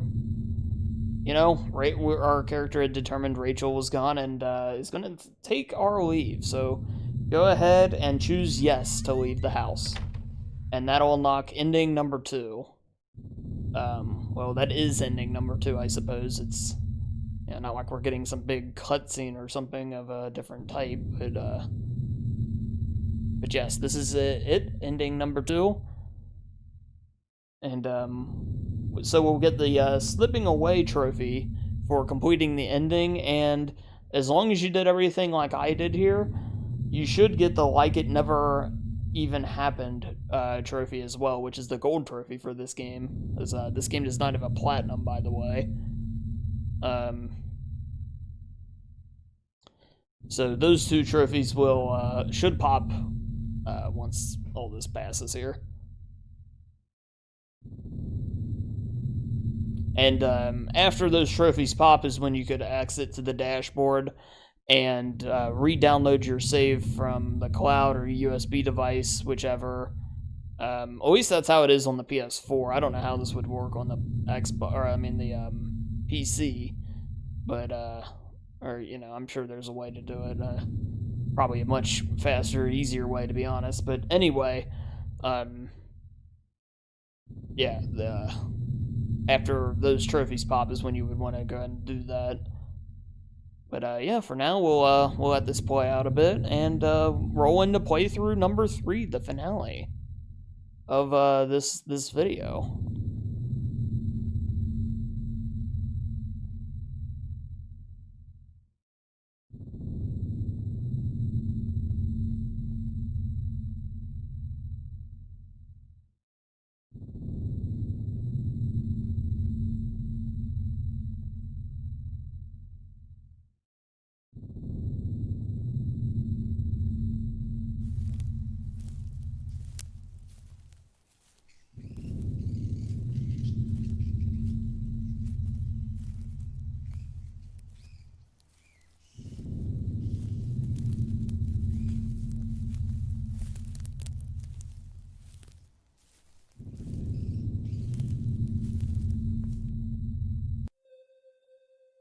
Okay, there we go. There you go, and there's the like it never happened and slipping away, both popping. So yeah, the next playthrough we're gonna take the same route. Like I said, I just did that because it's the quickest way I knew how to get through it, and I wouldn't be at risk of screwing anything up pretty much. But we only have one. You should only have one trophy left to get, which is a warm place.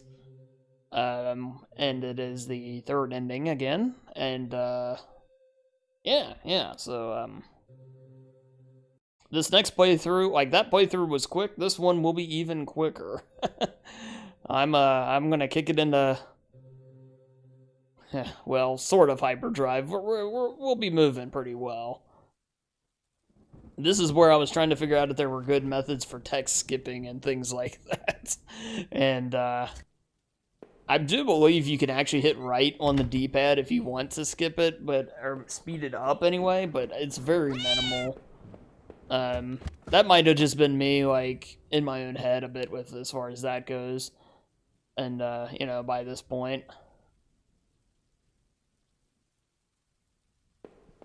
So, I was really happy to make this video because I love this game. I love horror games like this. You know, like, obviously I play, if you follow my YouTube or Twitch channels, a lot of what I do is Resident Evil based or just bigger known horror games, especially on Twitch. I kind of, you know, reserve that there. It just does a little better, everything for reasons like that. But, you know, I wanted to take an opportunity to start building YouTube, and I wanted to, obviously it's going to have a lot of the Res Evil stuff from the stream, but for unique content for just YouTube, for you viewers watching this now, I also want to hit on some of the other small games, not necessarily just horror games either, they don't have to be, but games like this, or just lesser known gems, some games that you wouldn't see me play otherwise even. It doesn't even necessarily have to be a tiny game. Now I'm saying it, but just some other games and trying to find some interesting projects to do with them. You know, whether it be a trophy guide. I love doing the trophy guides. I love doing tutorials. That's actually my favorite type of content to make. Oh yeah, I did go back and pick up the gun here. And so, you know, there will be eventually a Resident Evil 7 Madhouse 100% tutorial coming out. I'm going to do that. I want to hit my gold time on my speedruns, and then I'll make that, which is obviously that's like the complete opposite end of a game like this.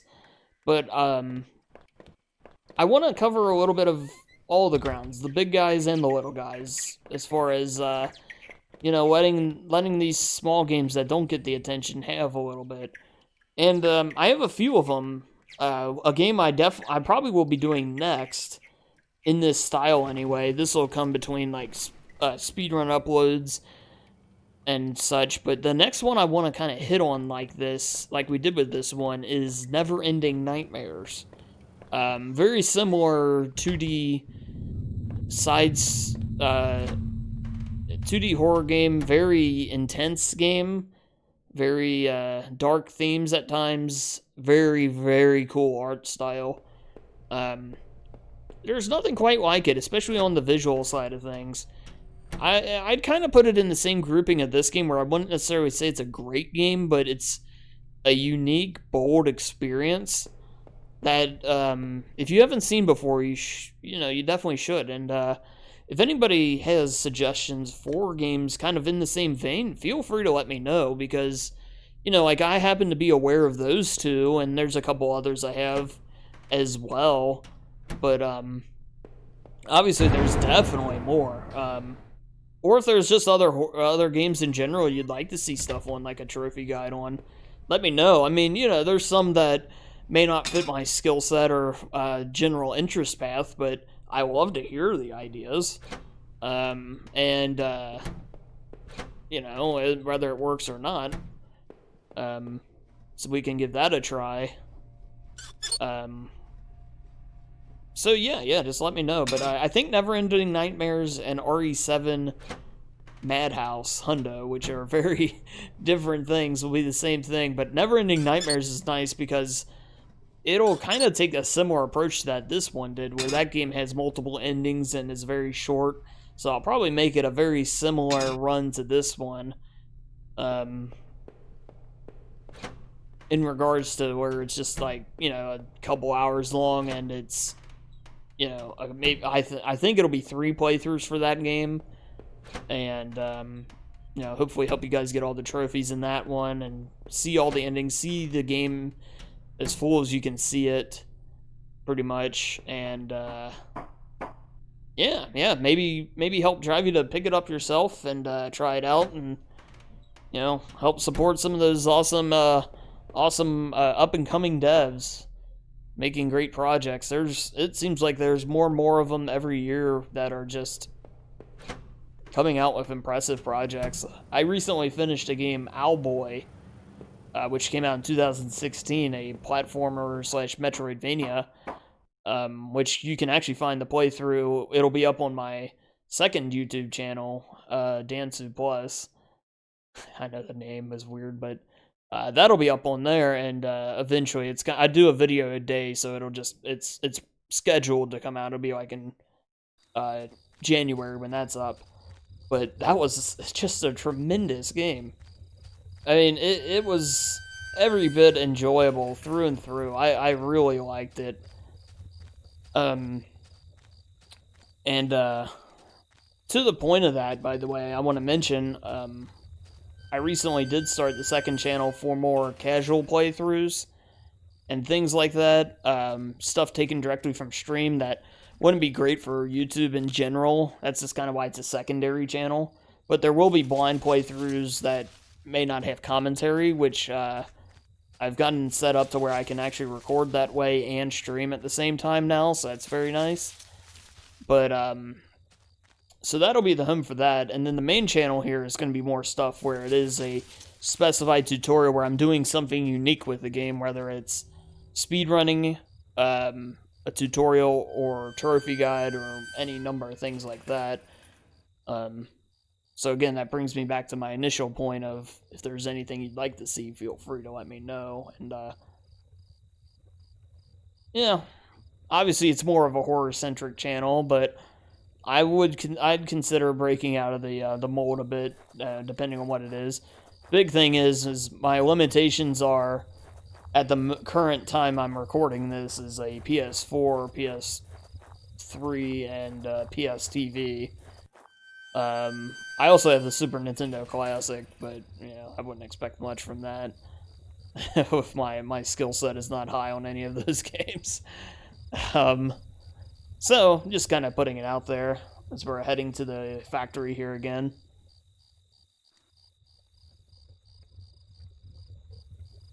Other games on the horizon I'd like to do are Remothered, Tormented Fathers, and Broken Porcelain. I recently picked up Broken Porcelain. I'm yet to play it, actually. I hear it's a bit of a mess, but as long as it can be finished, that'll be a big thing. We'll have to see how that goes. But also Daymare 1998, another game that's a bit of a mess apparently, but I'm intrigued as hell by.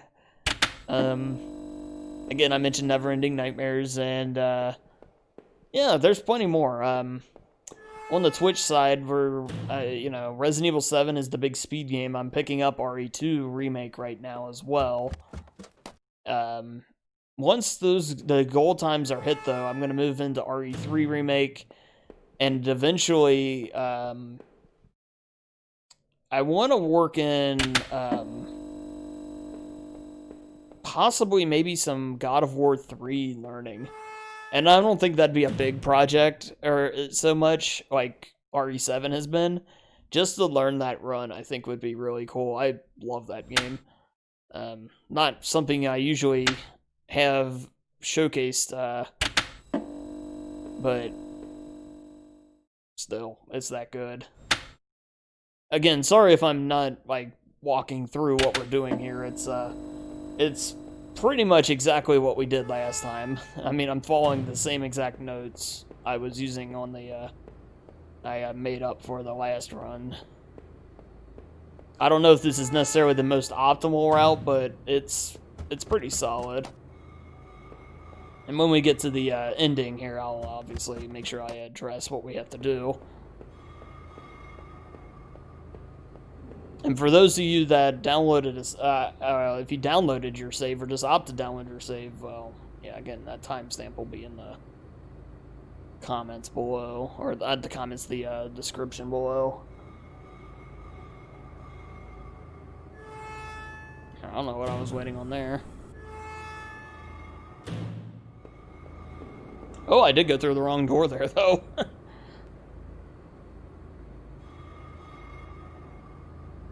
Yeah, the nice thing with this playthrough is we already took care of all the major missable stuff, as far as, like, if I accidentally picked up an item I wasn't supposed to, or something like that, it'd be okay.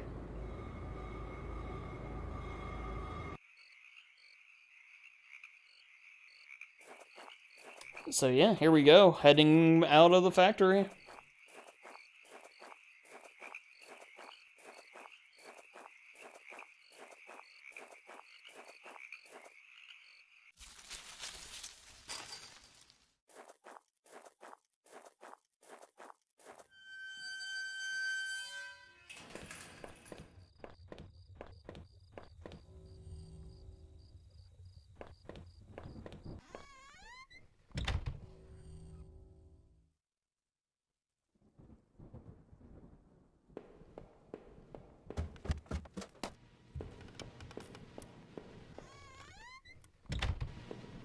But yeah, so again, our big objective here for Normans is I went ahead and did this the same way, like I've said a couple times now, but I do go ahead and close his eyes again, just because I know it works, and I'm gonna go ahead and put the gun back as well, because this ending will not call for it or anything like that, so we'll be fine there.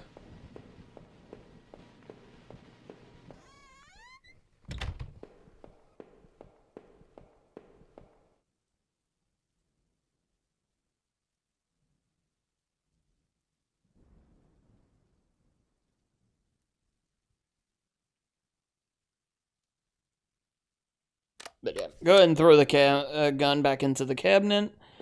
And yeah, we'll go ahead and leave. Oh, well, we gotta get the hairpin, I guess, next. Then we'll leave.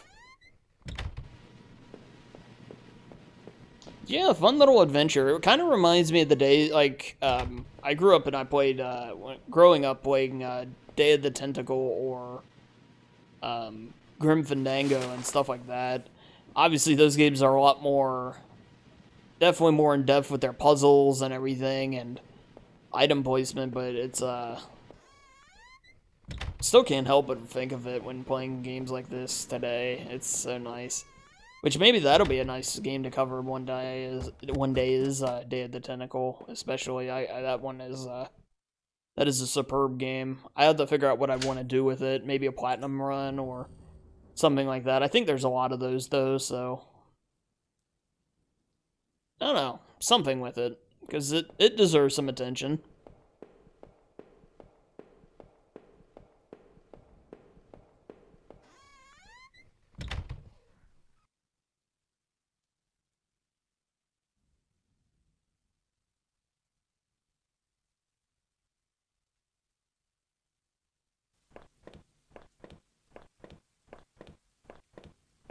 But yeah, back to the alleyway here. Again, third door.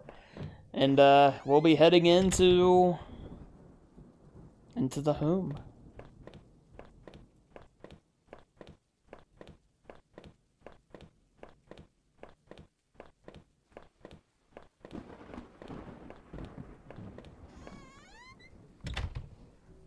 Yeah, I assume most people's intent of watching this video will indeed to be seeing the trophy guide side of it. But I hope if you are watching this, and have been listening to me talk about this game a lot and various other things, that you consider giving it a shot yourself. It's a heck of a game.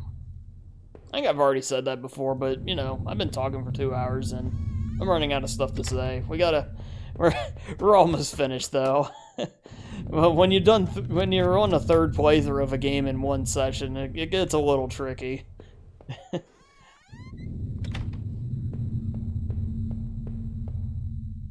But yep, there we go. Go and grab the key from the basement here from the computer room. We're gonna work our way back down. And basically, we're going to play this all the way out, the same way we did last time, up until we get until we wake up. And that's where things will get a little different. So, what am I doing here? Ah, there we go. Go grab the grimy key. Grimy, dirty, old key. That is also small.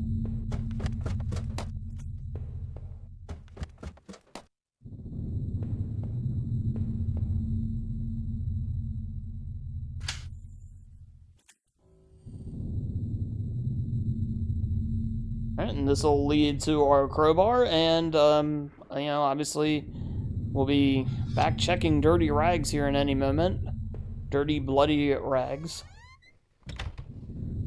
Back in the basement.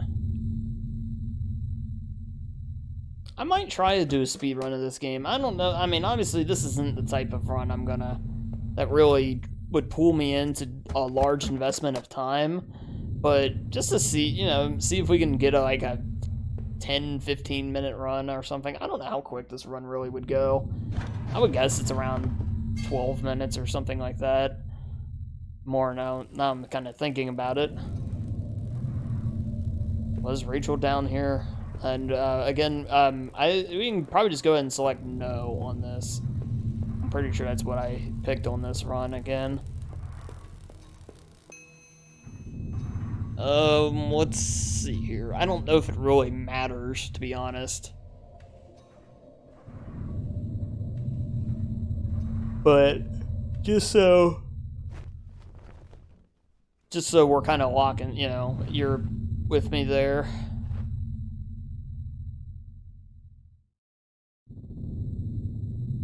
Okay, yeah, so I select no. I selected no on this playthrough.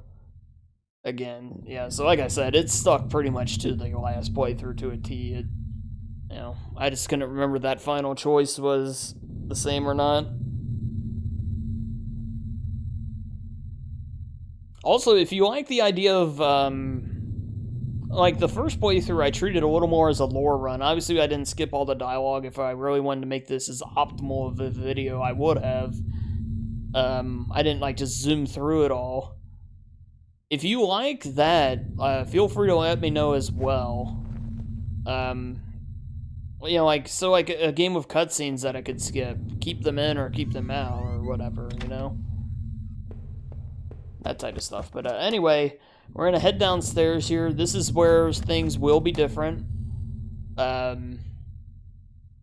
This is different from the last run where we went through the front door. We're going to head to the basement now. We're going to walk left, and we're going to pick up the knife, which you may remember in the first playthrough, we decided to leave here. So we're going to go ahead and pick up the knife. And, again, this is difficult stuff to necessarily really comment on of what's kind of going to transpire here. But, Yeah, I mean, obviously just go where I'm going, and then we're gonna walk over to the bathtub and make a final choice.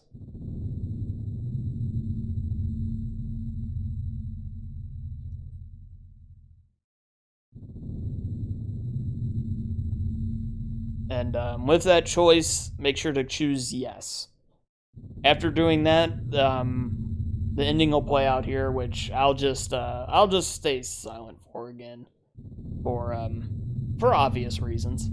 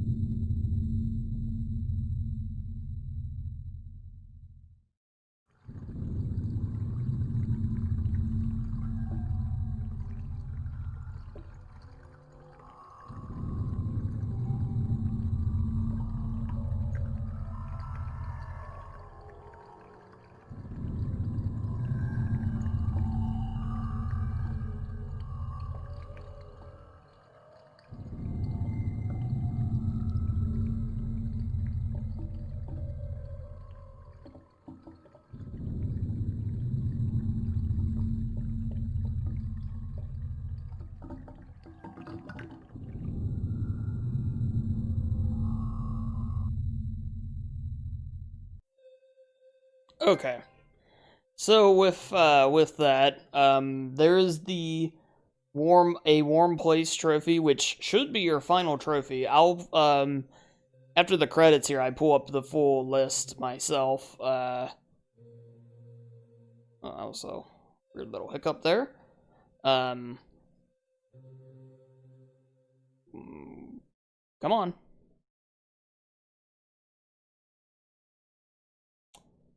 Not a great time for a lockup.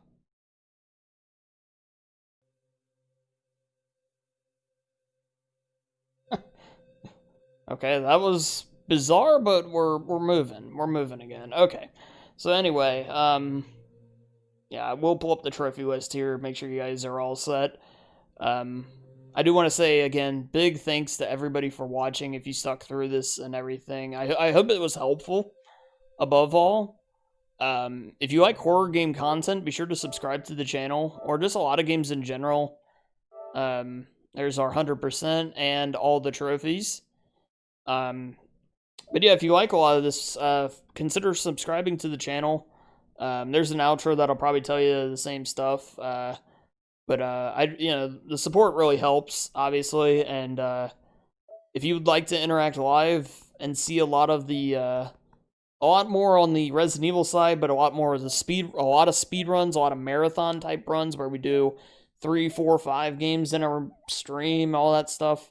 Consider checking me out on Twitch over at Dan Survival. All those links will be in the description below. Again, I think the outro is going to tell you all this stuff anyway. But yeah, thank you so much for watching, and have a great rest of your day.